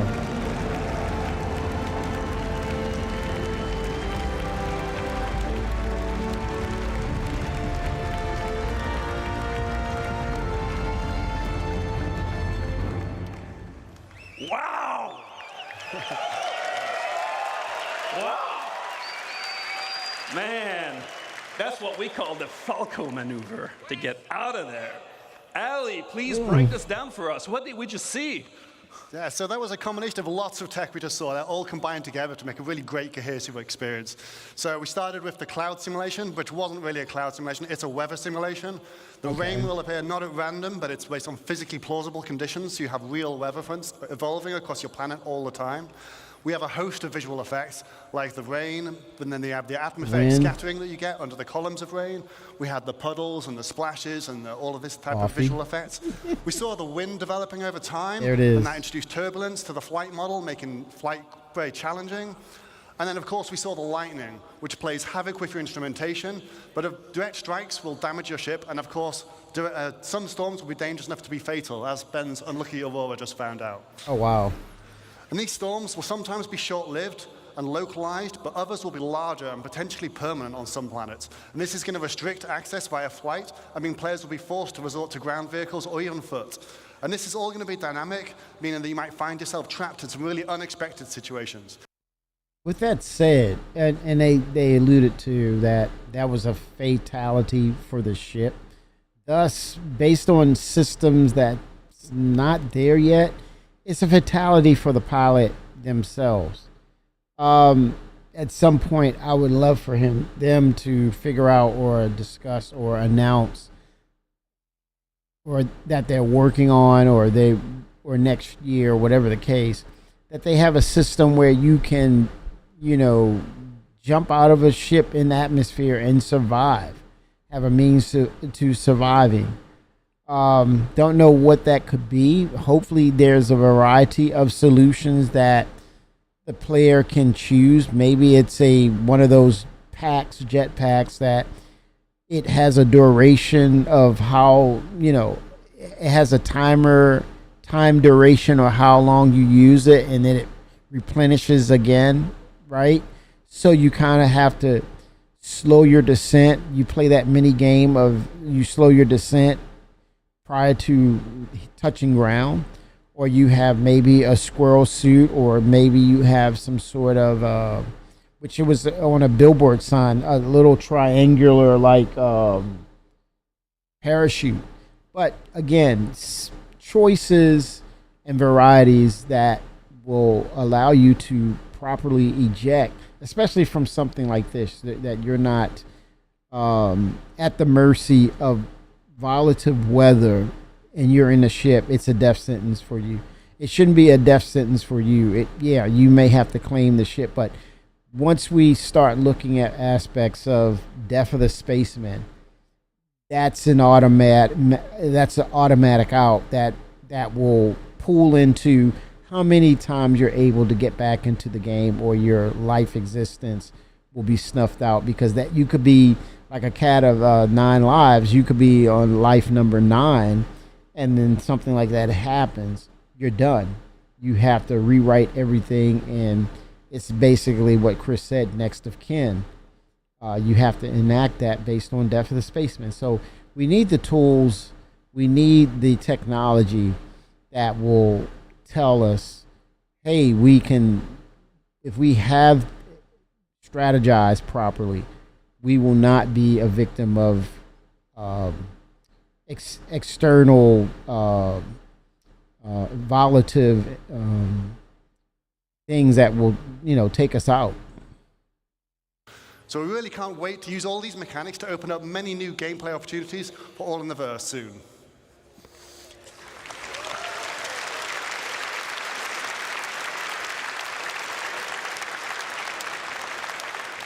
A wise yogi once said, "It's your job as a pilot to compensate and stay on course." All right. Wise Yogi. What Yogi have we the learned bear. today, guys? We've shown you Yogi an the bear. approach of encoding the rules of nature into planetary data. We've seen biomes emerge from geology, Yogi the temperature, dev. humidity, climate, weather, the physical terrain. We create denser, more diverse living planets without artists hand-placing or manually creating biomes, instead leveraging asset mapping. We've shown you a new way to make the game that can scale, to create thousands of coriant places for civilizations on planets that can be used for missions or immersion gameplay, without art and design, hand-placing locations, leveraging world design rules instead. Yes. Yep. We've seen how populations of AI and NPCs inhabiting locations dynamically adapt their understanding of the environment without custom markup by developers, allowing the creation of more playable spaces rapidly. We've shown you how light and sound also benefit from Genesis data to influence planetary environments, and we've shown how these systems come together when weather comes into an area, changing your gameplay experience significantly. Yes. Our goal with Genesis and all of its systems is to create more worlds, better worlds, faster, by applying our tech wizardry and craftsmanship to build systems that respond to data. That's our Star Engine presentation for today, guys, for this year. Have a great CitizenCon. We'll see you on the next one. That's pretty cool.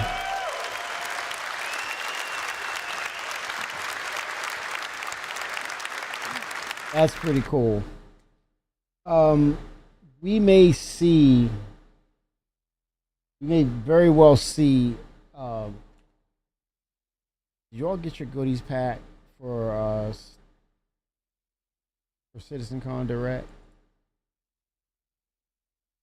Have you all gotten that together? Ian Leyland.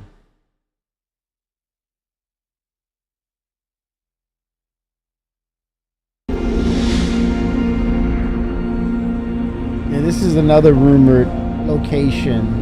Based upon the number of planets and moons in this location, not a lot, which is a good thing for the development and process moving forward to get it in our hands.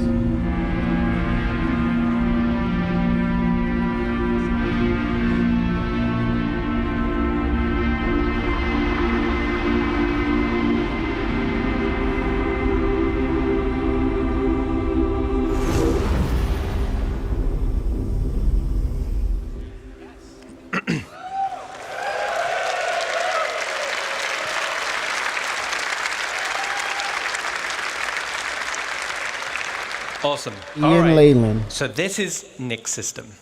Nyx was discovered in 2582 by Carl Alary during the height of the newly formed United Empire of Earth's territorial expansion. Its most defining feature, Black and dust the source of its cloud. name, is the sprawling black dust cloud that occupies most of the system. The dust cloud severely hampers visibility and can interfere with your ship's scanners. This system does, however, border I like that. That visibility is and can interfere. Name is the sprawling black dust cloud This is that interesting. occupies most of the system. The dust cloud That is so interesting. One second. Let me get that out of your way.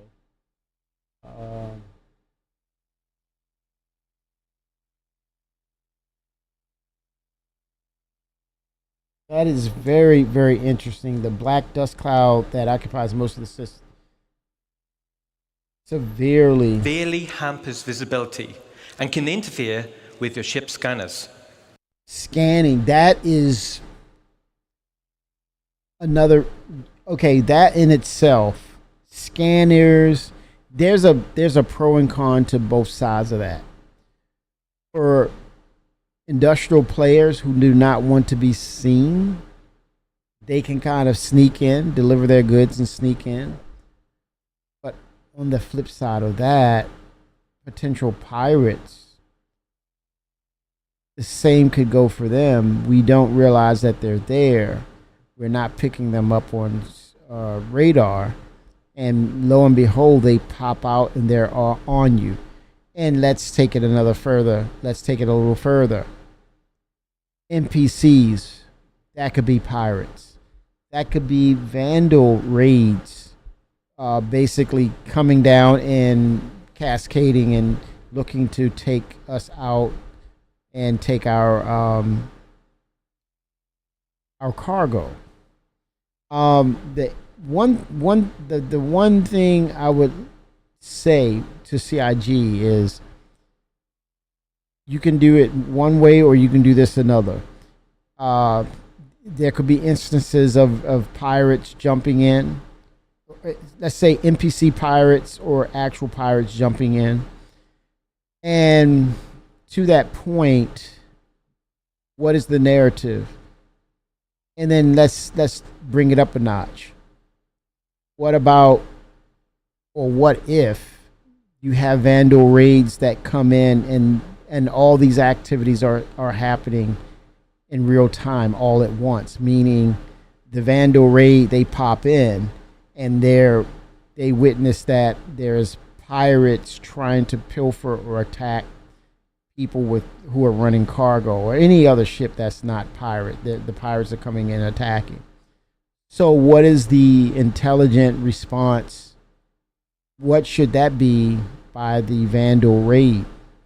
That's the question. And then I think the answer to that, CIG has to get that into focus and make sure that it happens, that nothing odd, despite resource limitations, nothing odd happens.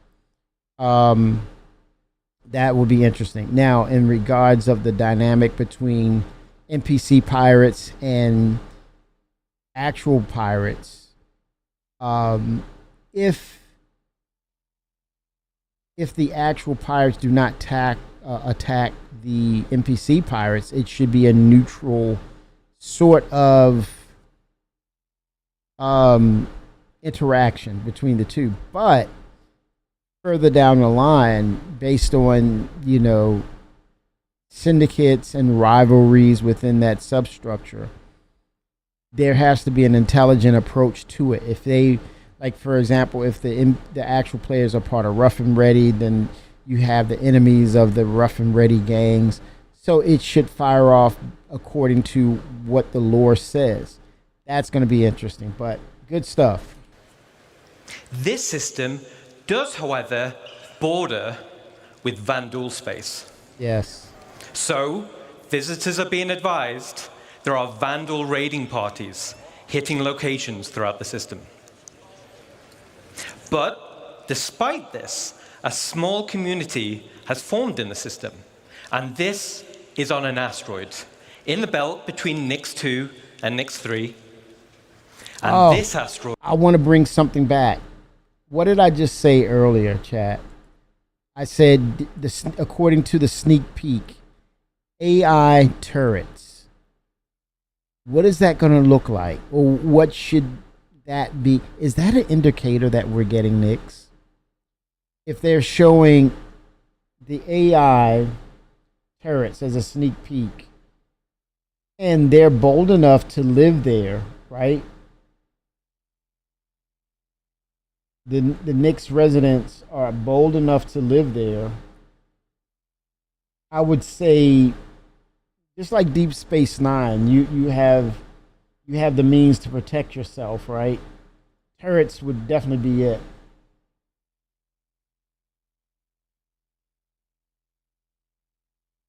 That would definitely be it. Let me take a look.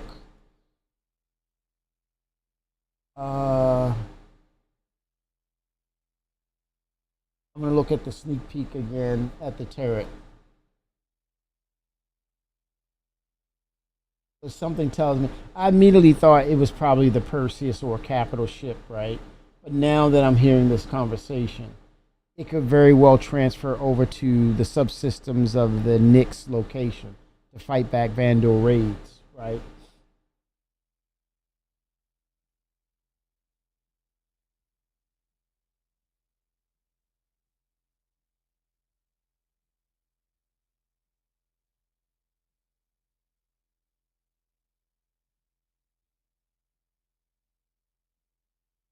Oh gosh, that could very well.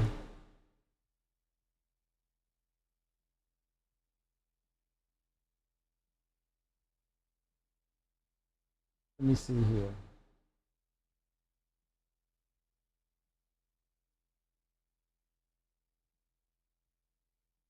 Nope. Let me see. Hold on.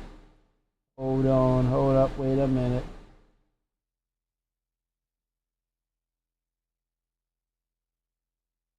Trying to bring the image in.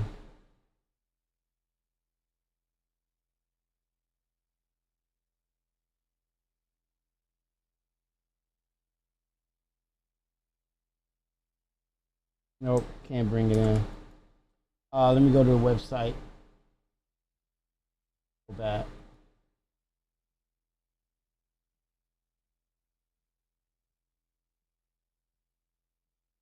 I'm thinking.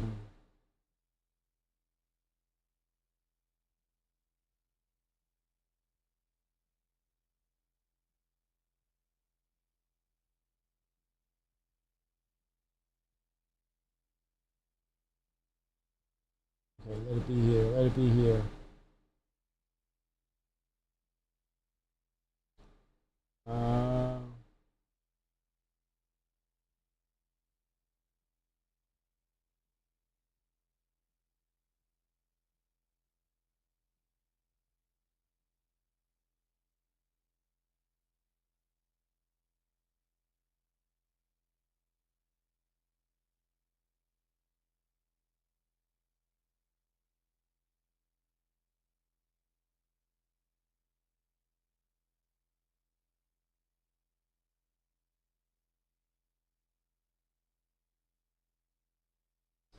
Yeah, but yeah, if you go and look at the latest sneak peek, it definitely shows that there is a crate in the background.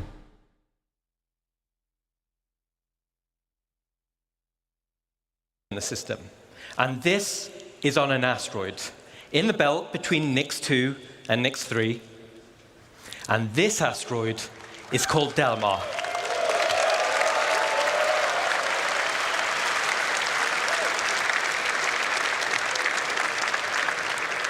And here it is, hidden deep in the Glacium Ring. But actually, Delamar should be, and now is, an actual asteroid. And as it's an asteroid, the space is a zero geolocation, giving a unique identity for a landing zone. So let's take a closer look at the main POI on Delamar.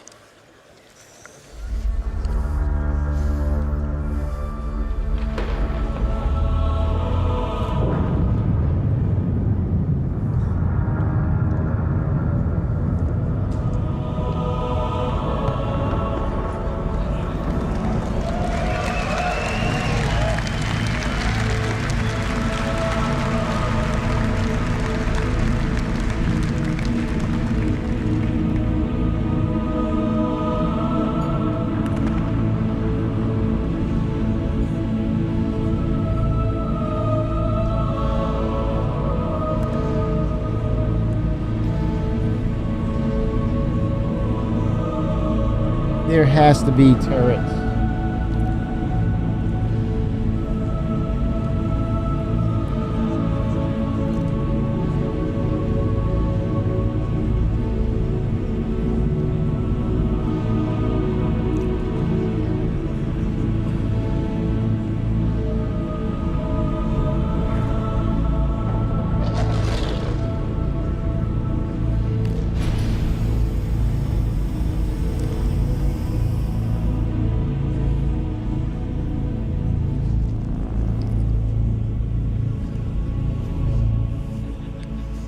All right.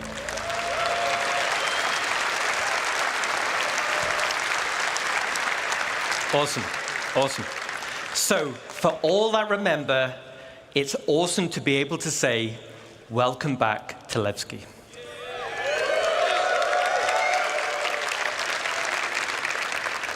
And for new players, Here we let go. me tell you why My it's a cool beloved place. Kraken. This used to be an old mining facility, which was mothballed and then abandoned. there is an internal network of abandoned tunnels and mine shafts, and these are now populated with refugees, fugitives, and criminals. This is also the home to the People's Alliance, who you'll be doing some work for. And as Levski was made some time back, it needed to be updated so that it can fit into current gameplay features and systems and mission loops. So let's take a look at the first. Chat, there is the image of that new turret for the sneak peek. I really think that is or could be for Nyx Delamar. The turret's there to help push back any attacks between hostiles or hostilities from Vandal and pirates. This just the same. At first, I was thinking, oh, here comes the Perseus, or here's AI turrets in general. No, I think this is unique for Levski because why? It's a landing zone. This is like it's structured or it's set upon a structure that's stable. Now, it could very well be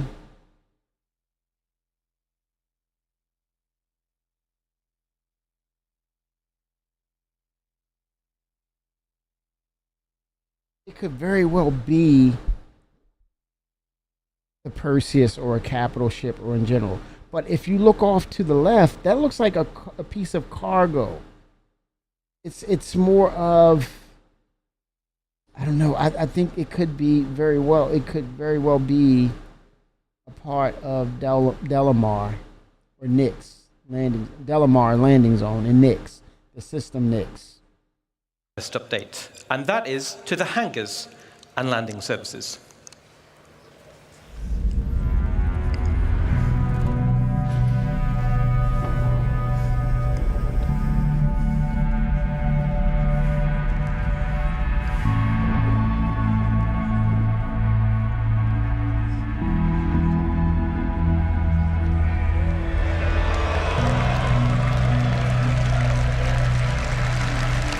You now have the Polaris.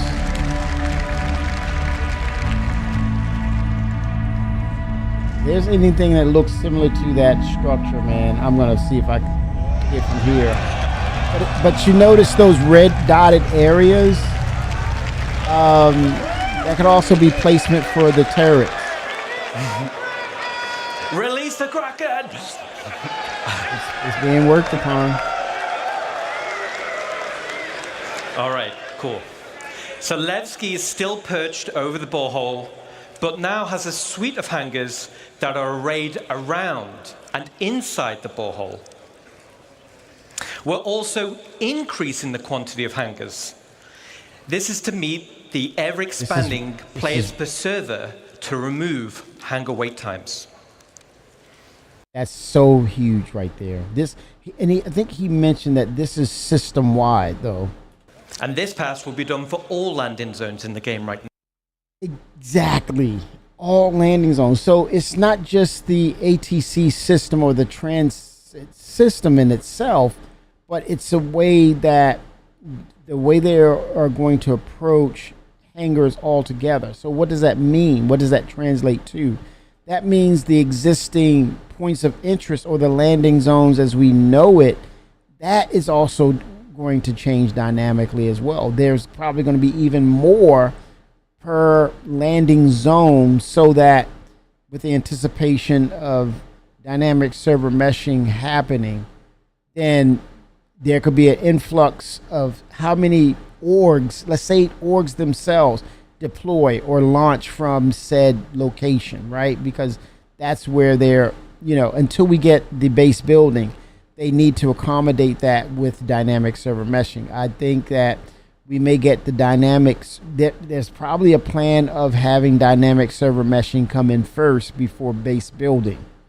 See, those little clues right there tells me it sounds like they need, or they're closer to getting dynamic server meshing quicker or in before there's base building.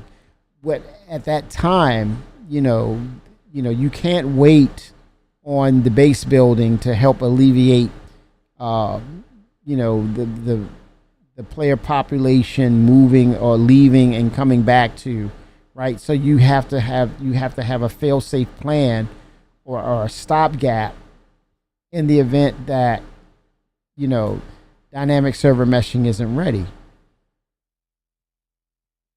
And also, it also addresses the potential influx of more players now, because it will increase player counts, because they're looking at, when they release Nyx, they're going to do the CitizenCon Direct. They're going to see more ships come in. Crafting, that is the red flag alarm to say, hey, it's come on in the game, right? Because you're crafting now. Aspects of MMO. And for players that don't want to store their ship, docking services will be added high upon the cliff walls. Yep. Now, other than hangars and docking services, there are other ways to enter the location, which are also getting new updates. Let's take a look.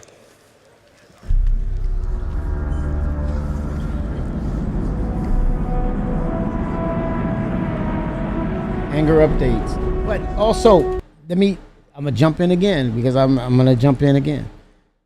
What did Benoit say about the hangar experience? Quartermaster will tell you, Vic will tell you that, you know, I'm at the point where I want to have a quasi experience of base building. I want to load up my hangar to kind of feel like, hey, I'm in the game. And what did Benoit say?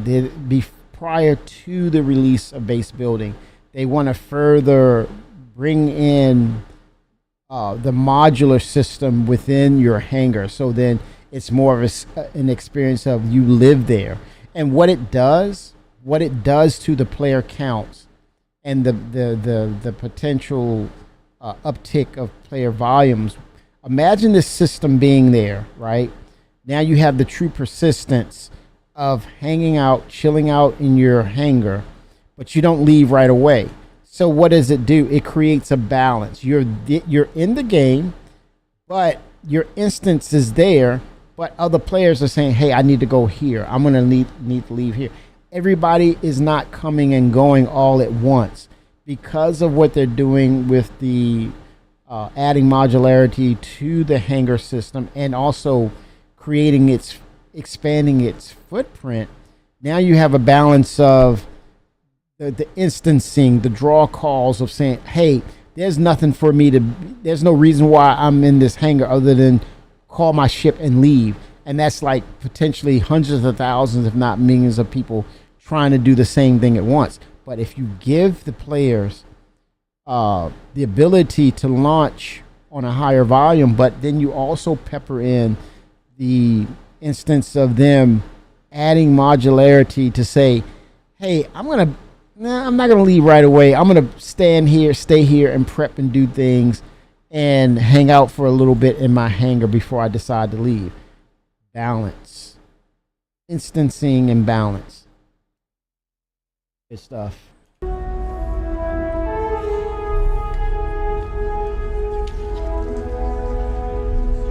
I'm looking for turrets.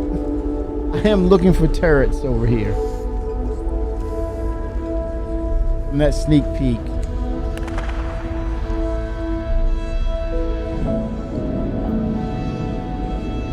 I can't wait to see the market center. That's going to be super interesting.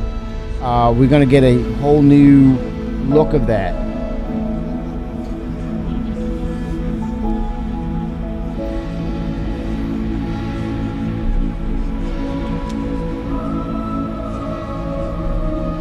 Oxygen pins, the stock on oxygen pins will go up. All EVA.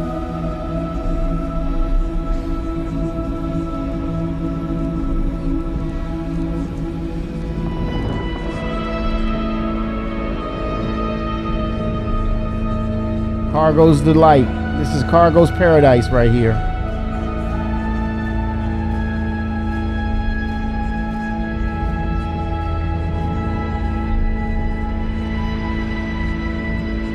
Still on the lookout for turrets. And that sneak peek.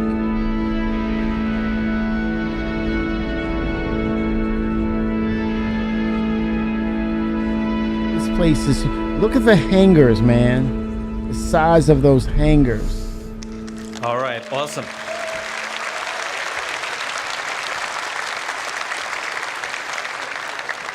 So around the main entrance, there's still gravity plating for on-foot access. Gravity and plating. these will lead to open lander pads for quick drop-off and pickup. And we're also adding access to gameplay areas for a variety of local missions and gameplay types. And I'm going to stop it right here. The gameplay types and missions. I want to see a variety, right? Of course. They have the potential to create a variety of missions. And I think with the ASD missions, we kind of saw a little bit of what's to come, or potentially what's to come. When you have that, you're inside of that room where the gravity was. It goes back to the. I keep saying this is true. It goes back to the. But it was a 2D scroller. But it went back to the days of Strider, where up was down and down was up. Imagine, because now most of Nick's, well, Delamar, there's a lot of EVA. There's no gravity. Imagine now you're having a different dynamic of FPS, EPS, EVAPS. I'm going to call it EVAPS, where it brings in the old school movie Moonraker with James Bond and Roger Moore, James Bond, when they went in space with the shuttles and they were having space battles in EVA. That would be an interesting dynamic of floating, firing, shooting, not being so aggressive because you're exposing your body. You have to be more strategic. This will calm the aggressiveness down of players wanting to run and gun. Now you float your ass out there. You'll think about it. I wanted to say that, and I said it. Don't float your ass out there because you will catch bullets. You want to be strategic. You want to work as a team. I got to see this, CIG, in your gameplay dynamics of giving varieties of what you do. And with that, the incentive is you find something rare. You find something worthwhile with those types of missions, which is EVAPS. And as you saw in the video, there will be banks of exterior freight elevators. These can be used for quicker gameplay loops without requiring hangar services. Yeah. Now, alleviating as this pressure. is a zero-G location.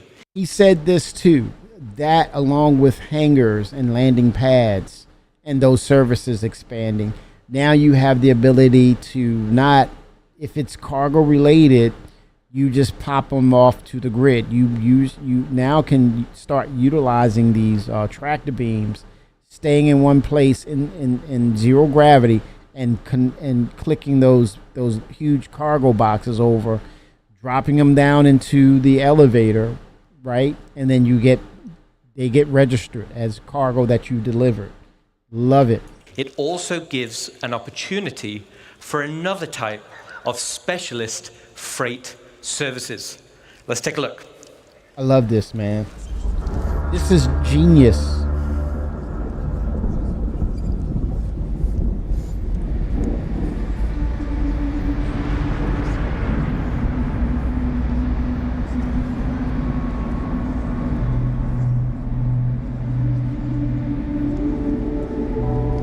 Up is down, down is up.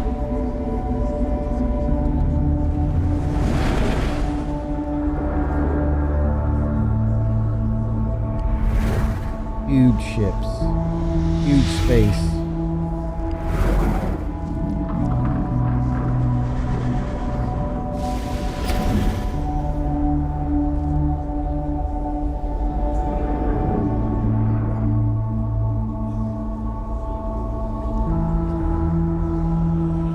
Can I stop here? Can I go back, chat? I want to go back. I would love to see, like in here, this is potential of chaos happening, right? Right here.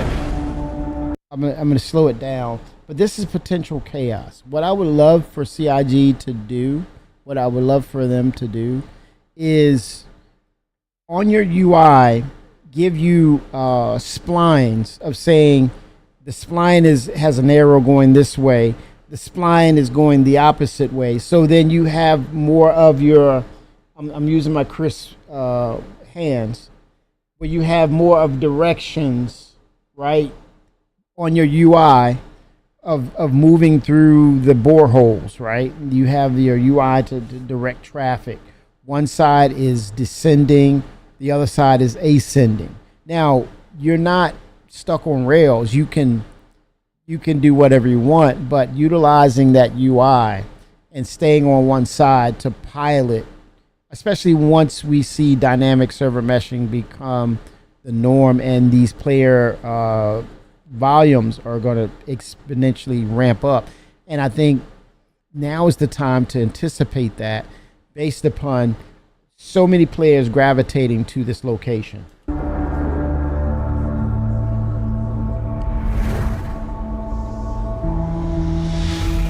You see that? That little extra bit will never hurt when you're talking about the UI and it's implemented in the game on your interface on the ship.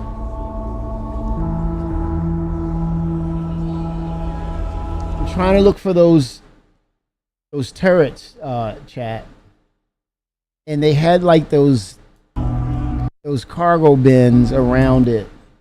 And I'm wondering if that is one of the, here, I wonder if that's off to the left is one of the turrets. That red, like, location.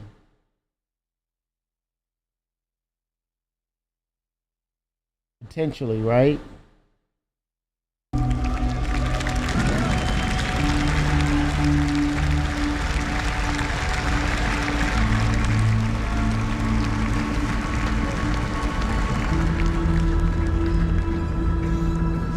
That right there is a game changer.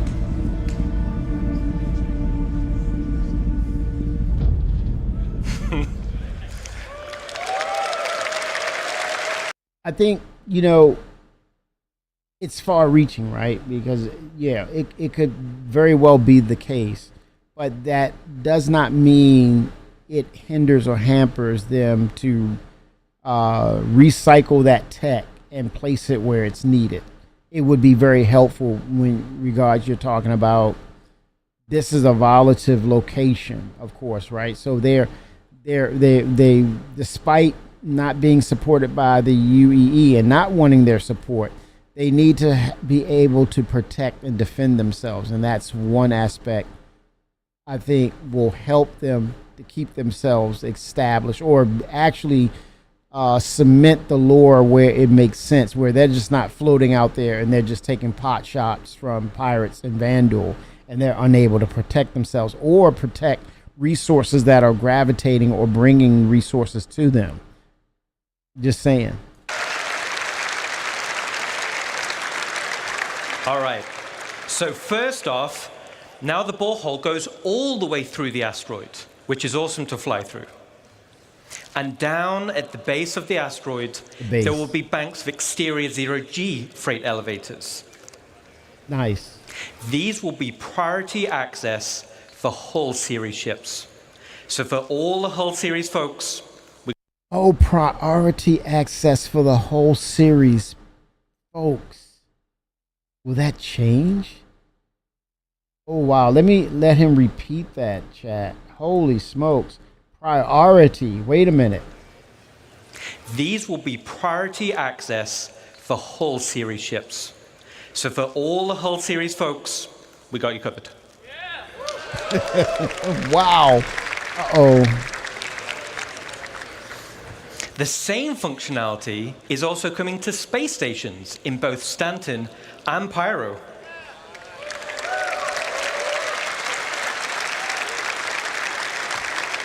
Oh, even Pyro. Oh, quick drop off and run. A little bit more. Let's take a look. Wow.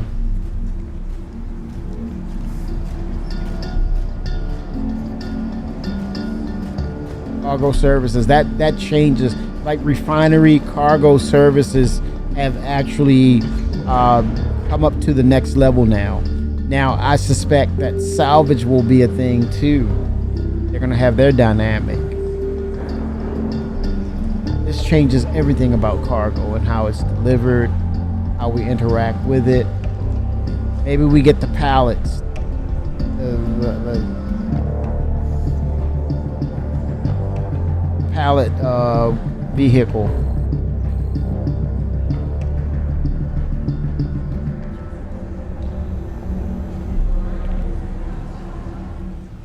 Oh wow, that stuff was moving in the outside. They were literally moving that stuff in volume. Coffee, the Kraken is coming. The It's been external released. freight elevators will now have direct access to cargo decks to be able to quickly sell or pick up for the next run. It's about that bottom line, baby. So that concludes some of the exterior updates coming to Levski. But the interior is also getting some updates to bring them in line with current gameplay requirements. These will be spaces like cargo services, as we just saw, for hauling and supplies, and refinement centers, so you don't need to travel far to refine your ore. And we're updating the interior layout to provide better access to gameplay spaces. So to conclude, Nick's system will be the next system after Pyro. Yay!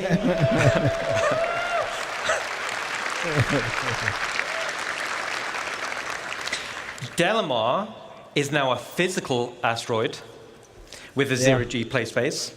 All new now. All right, not so much. And we're updating Levski to fit current gameplay mechanics and gameplay loops. And most importantly, we're adding local areas for gameplay content.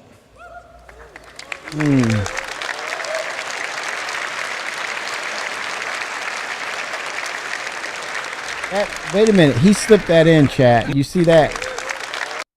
Gameplay at landing zones. Well, of course they're going through the depths, right? He said it, but he didn't say it. Let me get back a little bit. I think he's probably just not talking about Area 18, but all locations. Play loops. And most importantly, we're adding local areas for gameplay content.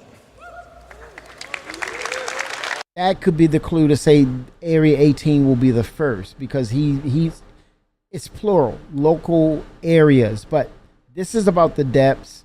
But also they mentioned that we'll have places to walk to on the surface of Area 18 for people. And I think there may be some gameplay aspects of an urban city at night that's sort of dangerous in locations, certain locations, where you may have to fly there.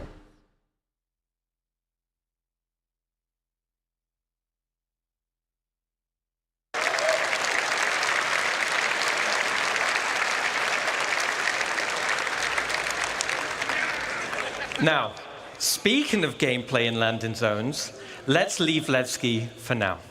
And let's jump to Rainy Arcorp.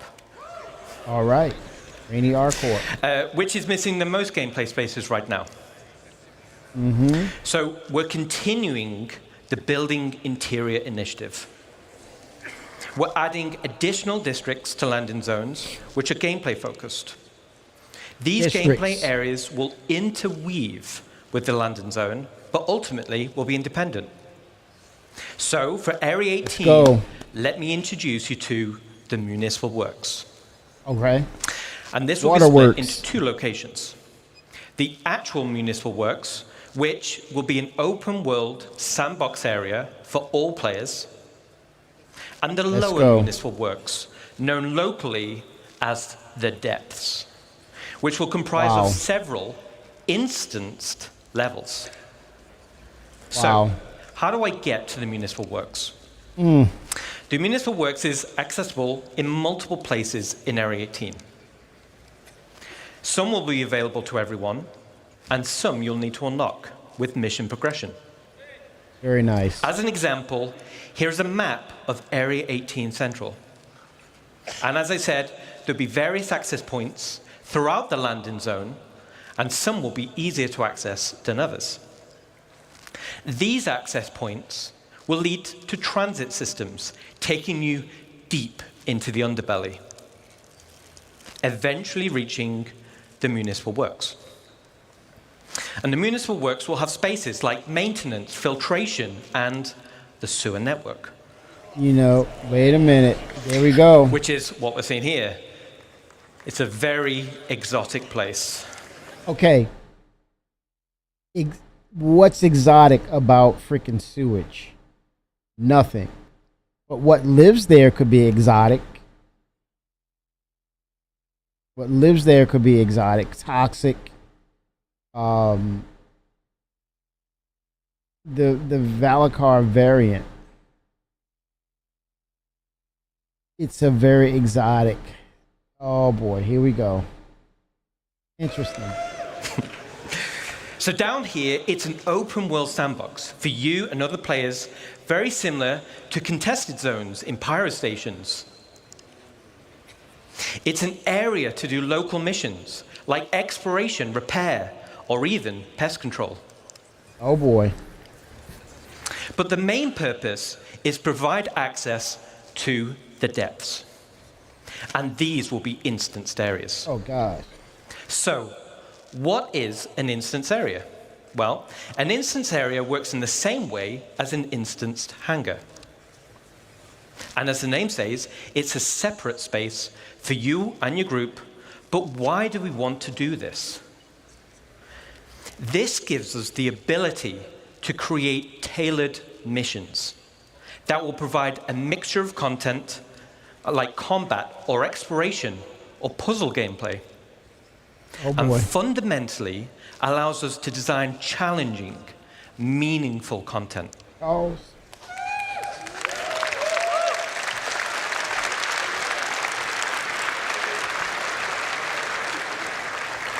All right, so let me illustrate. Going over here.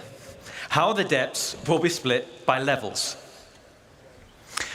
Now, stay with me on this. We're going to rattle through it quick. So let's say you're in level B01. You're running a mission, you're having a great time with the curated content I just mentioned. But down here, you'll have to do a variety of content over a period of time and over multiple play sessions. Oh, wow. At the end of the mission, you'll find an access point, which will bring you back to the landing zone.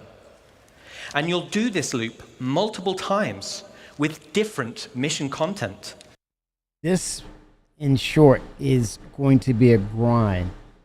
Literally, you are going to have to uncover different things, uncover different ways to access more of B01, the first level. It's going to be a grind.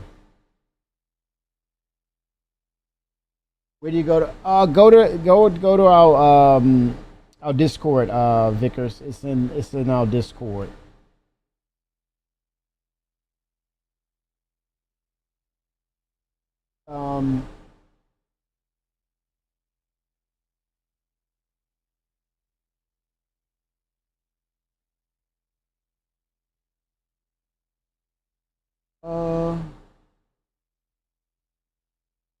Go to Mining 101.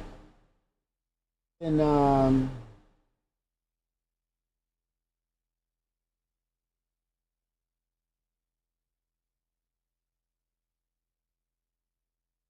if I can bring it down to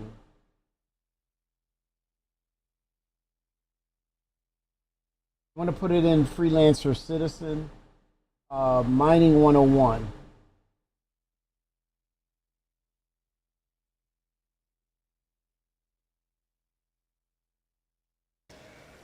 After achieving the required amount of progression, your access level will be upgraded. So this time, you head down the access point elevator, and now it takes you all the way down to level B02, and you continue on with your journey. Wow, the depths. Now this is your new area with different mission content, new rewards, and a new access point back to the LZ. The same as B01, you'll do this loop multiple times. Holy smokes. And you guessed it, eventually you'll get access to level B03, and we continue deeper. What in With the world? each level you unlock, you access new areas for new mission loops. You'll access new, more challenging curated content and access better and better rewards. And this is what will form progression-based content.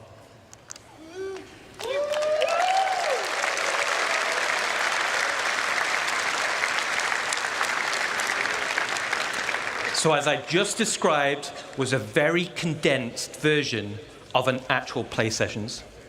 So what he's saying is, this is going to be huge, figuratively and literally. This is going to be huge. And based upon this, I think we only get a small sample size. And I think it's a thing about not completing it, but it's getting us enough where they are far ahead of us. Initially getting in, getting acclimated to it and playing it, right? Sooner than later. But I think it's an ongoing development aspect as opposed to here it is, it's all done, there you go. I could be wrong. I'm okay with that.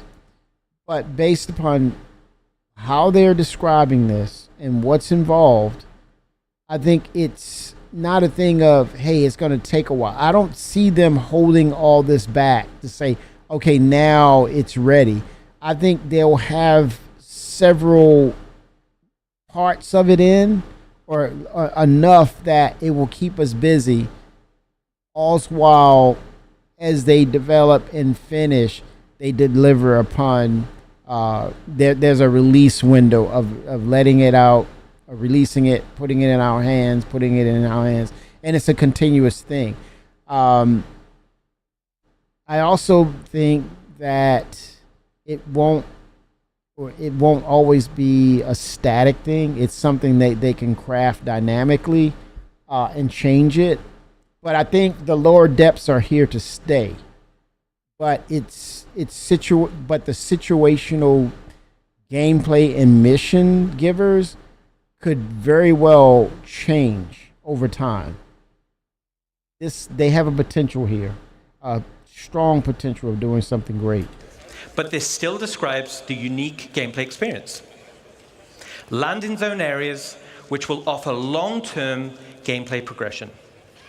So that concludes this section on gameplay spaces for landing zone. We're excited to show you more. Wow. All right. So we're going to head away from ArcCop for now. Let's look again into the stars. And now we're going to talk about solar systems. Again, we're talking about what Area 18 truly is. It's a tale of two cities, literally. This is not going anywhere. This is a structure of Area 18. This is the underbelly side of Area 18. And so it's ongoing. It will ever evolve. It will always be a challenge. New things to interact with, whether it's creatures, chemicals, fauna, flora, people. There's so many things dynamically that they could do to this, that it's an ongoing adventure in Area 18 because it has the potential to evolve. They can take that narrative and place it within another system, well, not just another system, but another location like Orison or Lorville, where you probably have radicals who are, pro-planet at Lorville and lock down systems and probably try to disrupt the industrial processes of Lorville, where they're really the heroes, but they are the villains, right? So it lends to them telling these stories in these locations and places in a very different and dynamic way, but it ever evolves based on what are the influences within that dynamic.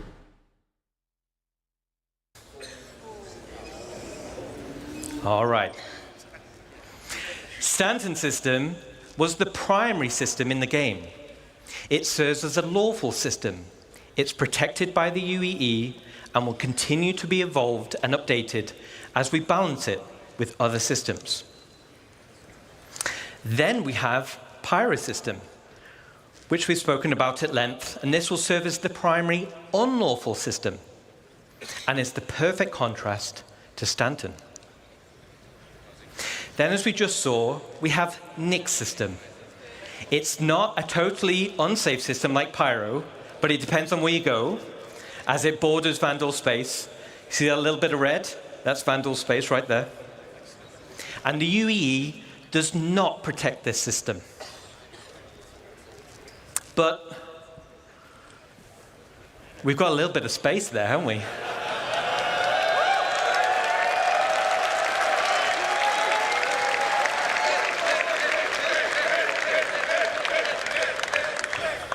All right. I thought he was saying click system then. I'm like, I'm not sure about that one. All right. But we've got a bit of room at the bottom, so it would be a shame not to fill it in with something, right? So if we get a big cheer, we'll reveal the system. You ready? That was a big cheer. Very That was cool. a big cheer. Very cool. All right. Here it is. Oh, wait. You already know. All right. Okay. All right. All right. Okay. People are pissed. Look at the faces. They're like, that's not funny. So, yeah. They're booing let's them. take a sneak peek Oh, gosh. at system number 4. Here it is. Well, it's awesome, right? Oh, he's pranking big No, time. in order to reveal the 4th system, let me take you on a little history lesson. And to do that, we're going to load up our old friend, the Galactipedia. So, we're back in the height of the human-Xi'an Cold War. Tensions were at breaking point. In 2542, Armistead Perry introduced a designation line for a group of 8 planetary systems that marked the borderlands between Xi'an and human-controlled space. The United Planets of Earth designated the systems as no-fly zones and utilizing them as military staging grounds.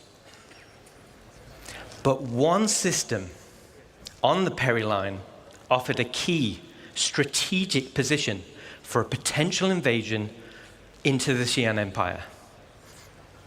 And that system was There we Castro. go. That came out of nowhere.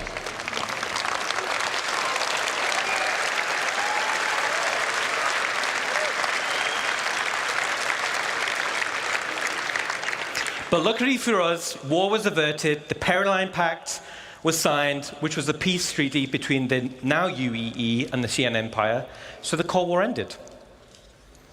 The systems of the Perry Line were divided up between humans and Xi'an, and fast forward back to present day, humans and the Xi'an enjoy a more prosperous relations, and everyone's cool.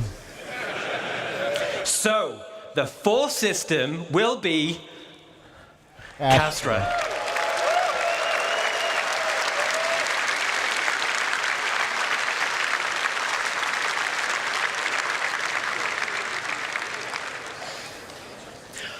History lesson's over, so let's jump in and find out a little bit more. First, we have Castra 1. Here it is. Castra 1 is a dead, coreless planet because it's too close to the sun to be terraformed for human habitation. So instead, the UEE Navy used Castra 1 for target practice, giving it the nickname of Bullseye. That's a very toxic environment. Can you imagine the rads, radiation, and such that's going to be in this location potentially? All the weapon testing throughout the Mesa era has left Bullseye covered in craters. And as you can see, it's super toxic, meaning ground exploration will require high-end environment suits. Yes. And as you saw in the weather demo, raging storms will create difficulty of access, giving risk and rewards for adventurers seeking unique minables and other items. Hence, risk and reward. Your mining ship, what is that going to look like? Will we need to retrofit our mining ship via a crafting? Maybe we have to retrofit the hull with an amalgamation or a mixture of some sort of chemical or metal that will resist toxins, radiation, potentially. Or do we buy a mining ship that's environmentally resistant to toxins and such? But like you said, what if it requires us to go out in an atlas and have to hand mine, but hand mine on valuables that are even twice the value of Quantanium potentially? So they have the avenue of doing it in a different way or forcing our hand to say you have to do it this way. Nonetheless, it's going to be interesting how it plays out. Okay. Then we have Castra 2. The second planet from the sun is called Cascom. And this was the location of the military's staging area. Interesting looking planet. Since the system was opened up to non-military settlement, it has since become a center of trade and tourism, but is still considered an Earth-centric traditionalist system, which prizes citizenship above all else. Let's head down to the surface and check it out. Cascom. Breaking through the clouds, you'll find a landscape full of Great Lakes and lush crimson forests. Crimson. And as you saw in the CTG presentation, you can see how we're going to make these worlds with the new technology. High up on the mountain range, here at the highest peak, we can just make out the landing zone called Sherman.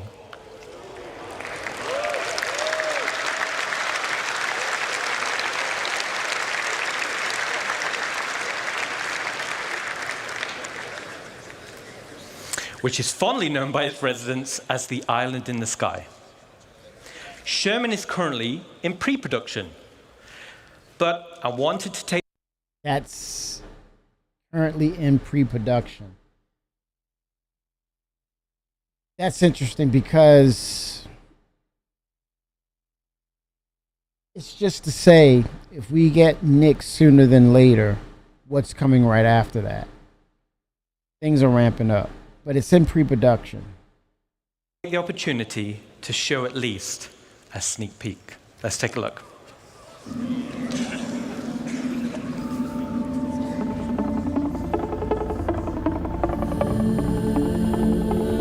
Pre-production already. That was just about a year ago.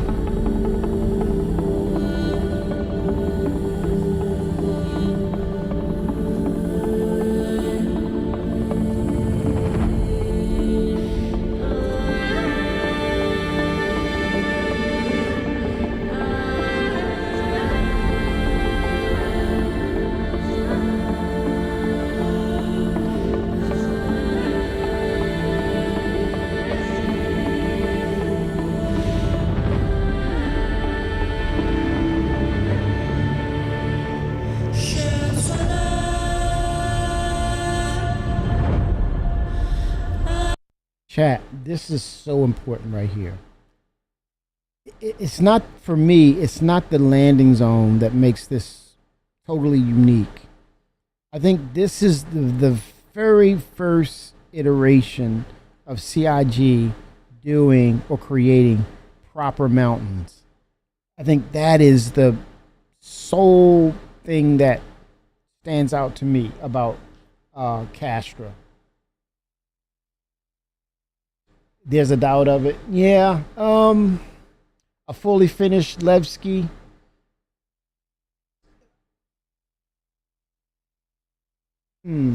It's It's going to be interesting, Coffee, once they reveal and then once they talk about what's on the roadmap. It's going to be interesting. But the most important thing in that whole process is once it is released, we're hoping that it has all the supporting parts and factors that will make it an enjoyable experience, such as we need Planetary Tech 5, we need dynamic server meshing to work with it, we need the weather system, we need the clouds redone, we need a better iteration of Vulkan. So that's understandable. But at the end of the day, if they do it and do it the right way, it won't matter. I think people are going to enjoy it even more.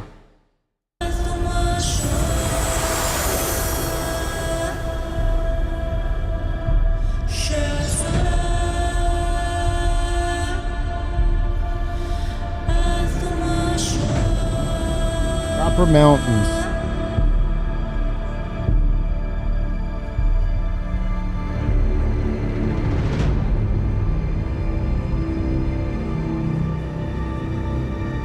And serious cloud cover here. Serious cloud.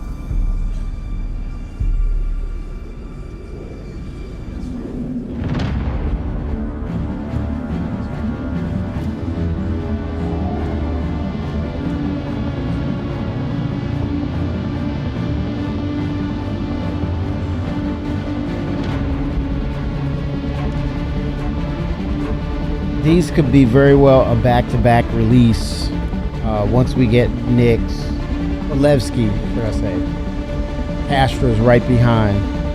And holy smokes, that'd be amazing if we get back-to-back releases. I suspect that they're working on both of these simultaneously. There's a shot, there's a chance that they are. And I say, why not?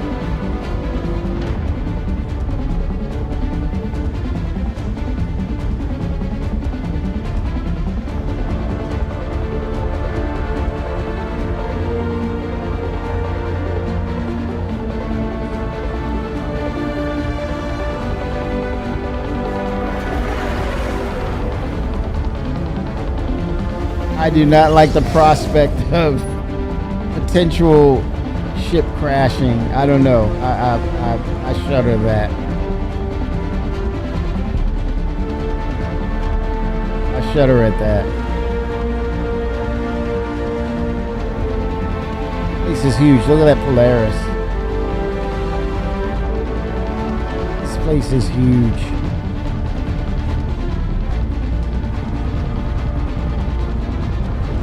Even though it's not commissioned, I believe these weapons, these turrets are still functional though.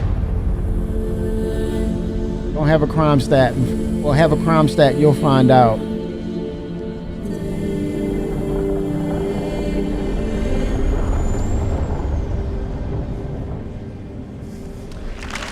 Very nice.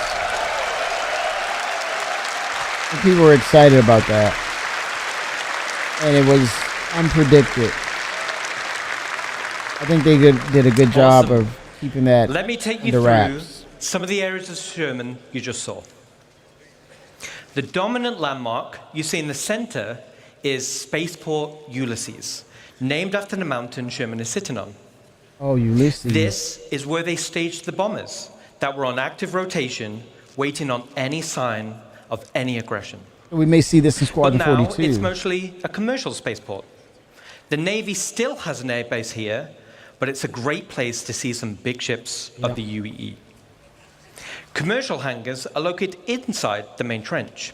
And even though this is a converted from a naval base, it still has an impressive military flavor.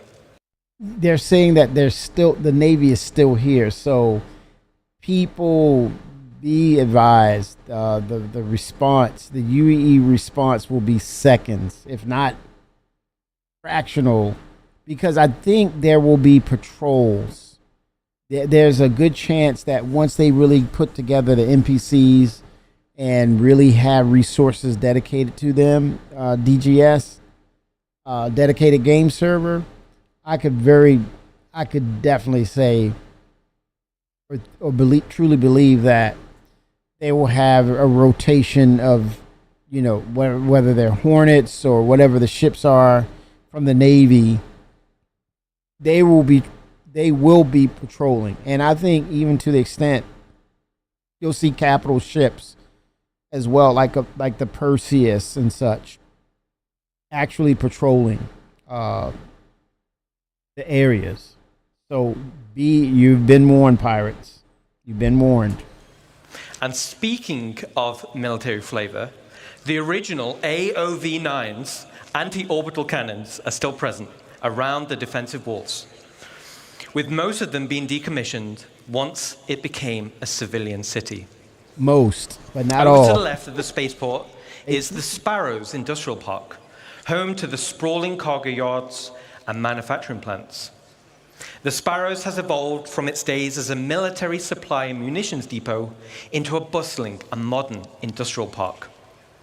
To the right side of the spaceport is Fort Riggs, which originally used to house the Army when Sherman was used as a staging point for a potential ground assault of the Xi'an Empire.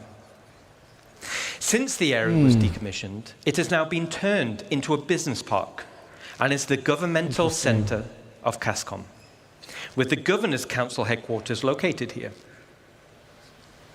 As this base was built during the Mesa era, as humans were expanding their borders, this introduces a new architectural style for humans. Between the First Travarian War on one front and the Xi'an Cold War on the other, a new style called Henoism arose, with an emphasis on prefabrication and fortification. The designs were robust, durable against warfare and harsh enemies and harsh environments. And from all the locations we just saw, high up on the upper wall, you can see the commercial district, and specifically the Ansel shopping complex. Situated high above the sprawling main base below, the Ansel area originally served as the command center to Sherman's military operations. Inside this building, you'll find key areas like the Edge of Oblivion Bar, which was converted from the old officers' lounge. You'll also find Eckhart Security Headquarters, and you'll find the Mercenary Guild headquarters. The other areas in the commercial district include the OPA towers for habitation. That's the building on the left. And on the right, it's the Imperial Sherman Infirmary. I think Ian said the Mercenary Guild headquarters is going to be based here, I believe. There's also the Reeves Military Museum, where you can experience the history of humanity's military and the role that Castra has played in keeping the Empire safe. And finally, we have Overlook Point, which is the name of the vantage point and park situated in front of Central Command, which has the best view overlooking the landing zone. So that's a quick overview of some of the key areas of Sherman. Yeah, some. That's some. I think it's devastatingly beautiful, with a rich history and unique mood and vibe.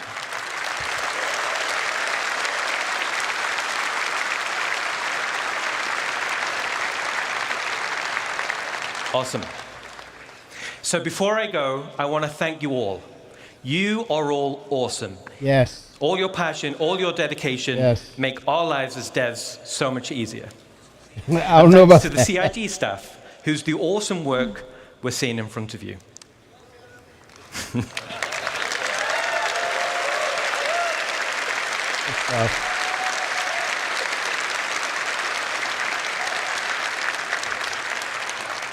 So thanks again.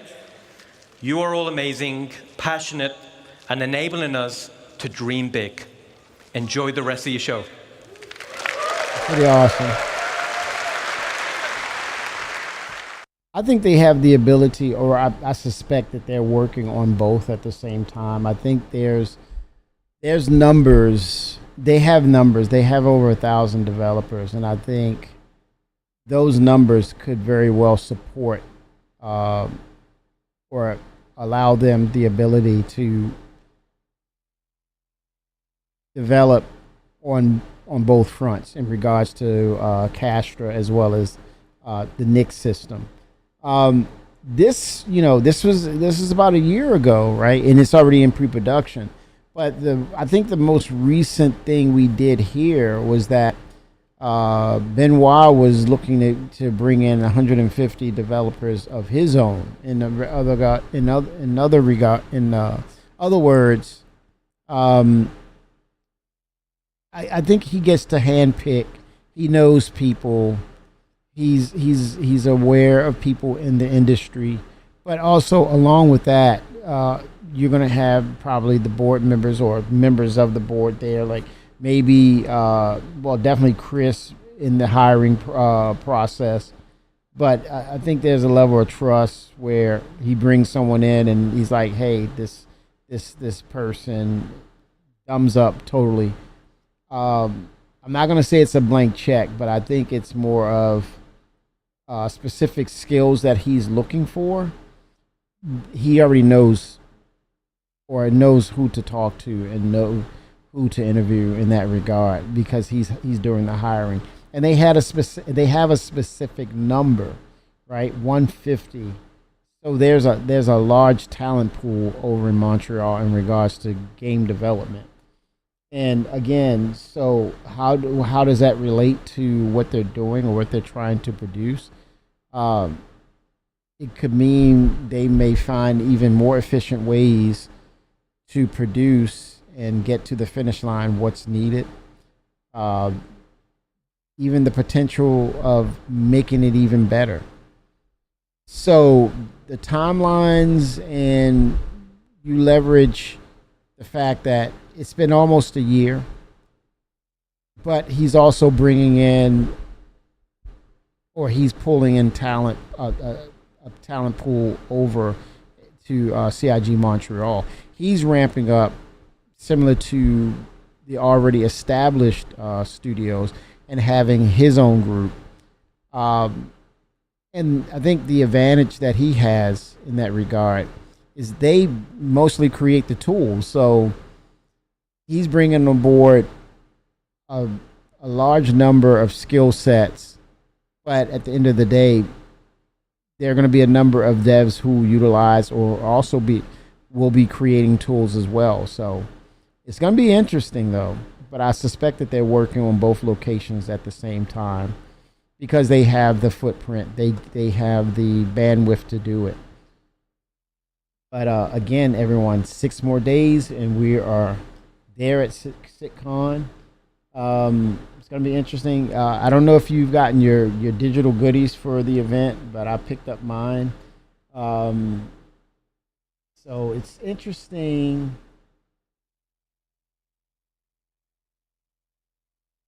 They're offering two weapon types. What else is it? There's 2 weapon types. Let's see what's all in there. It contains 13 items.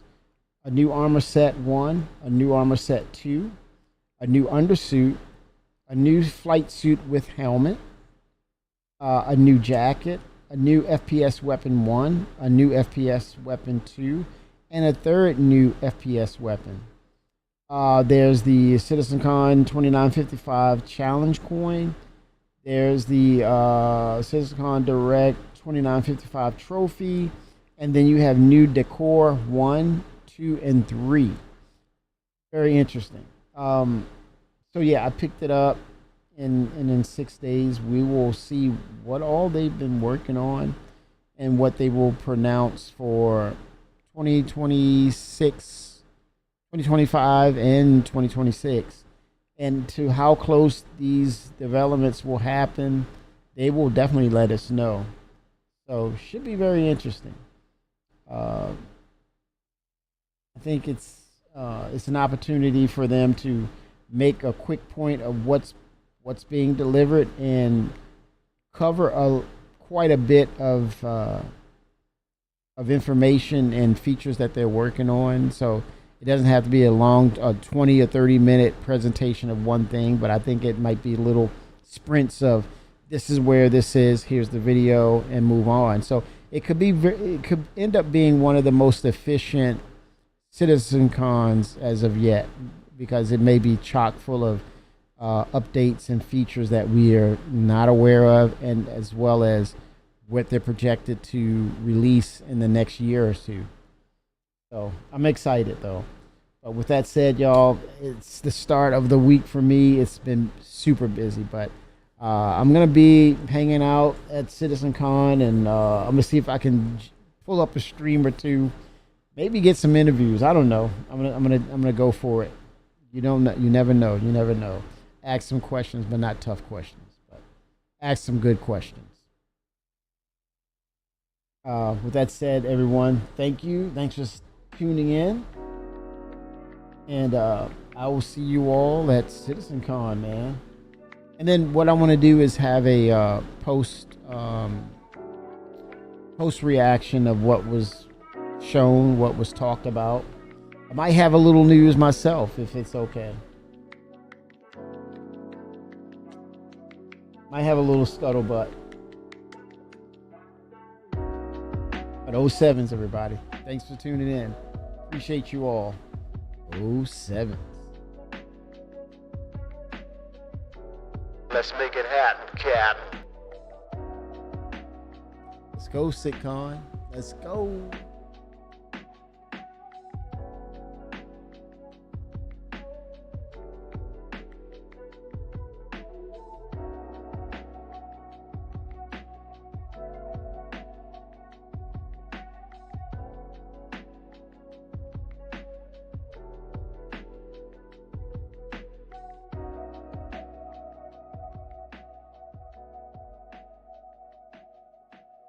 Give me 65.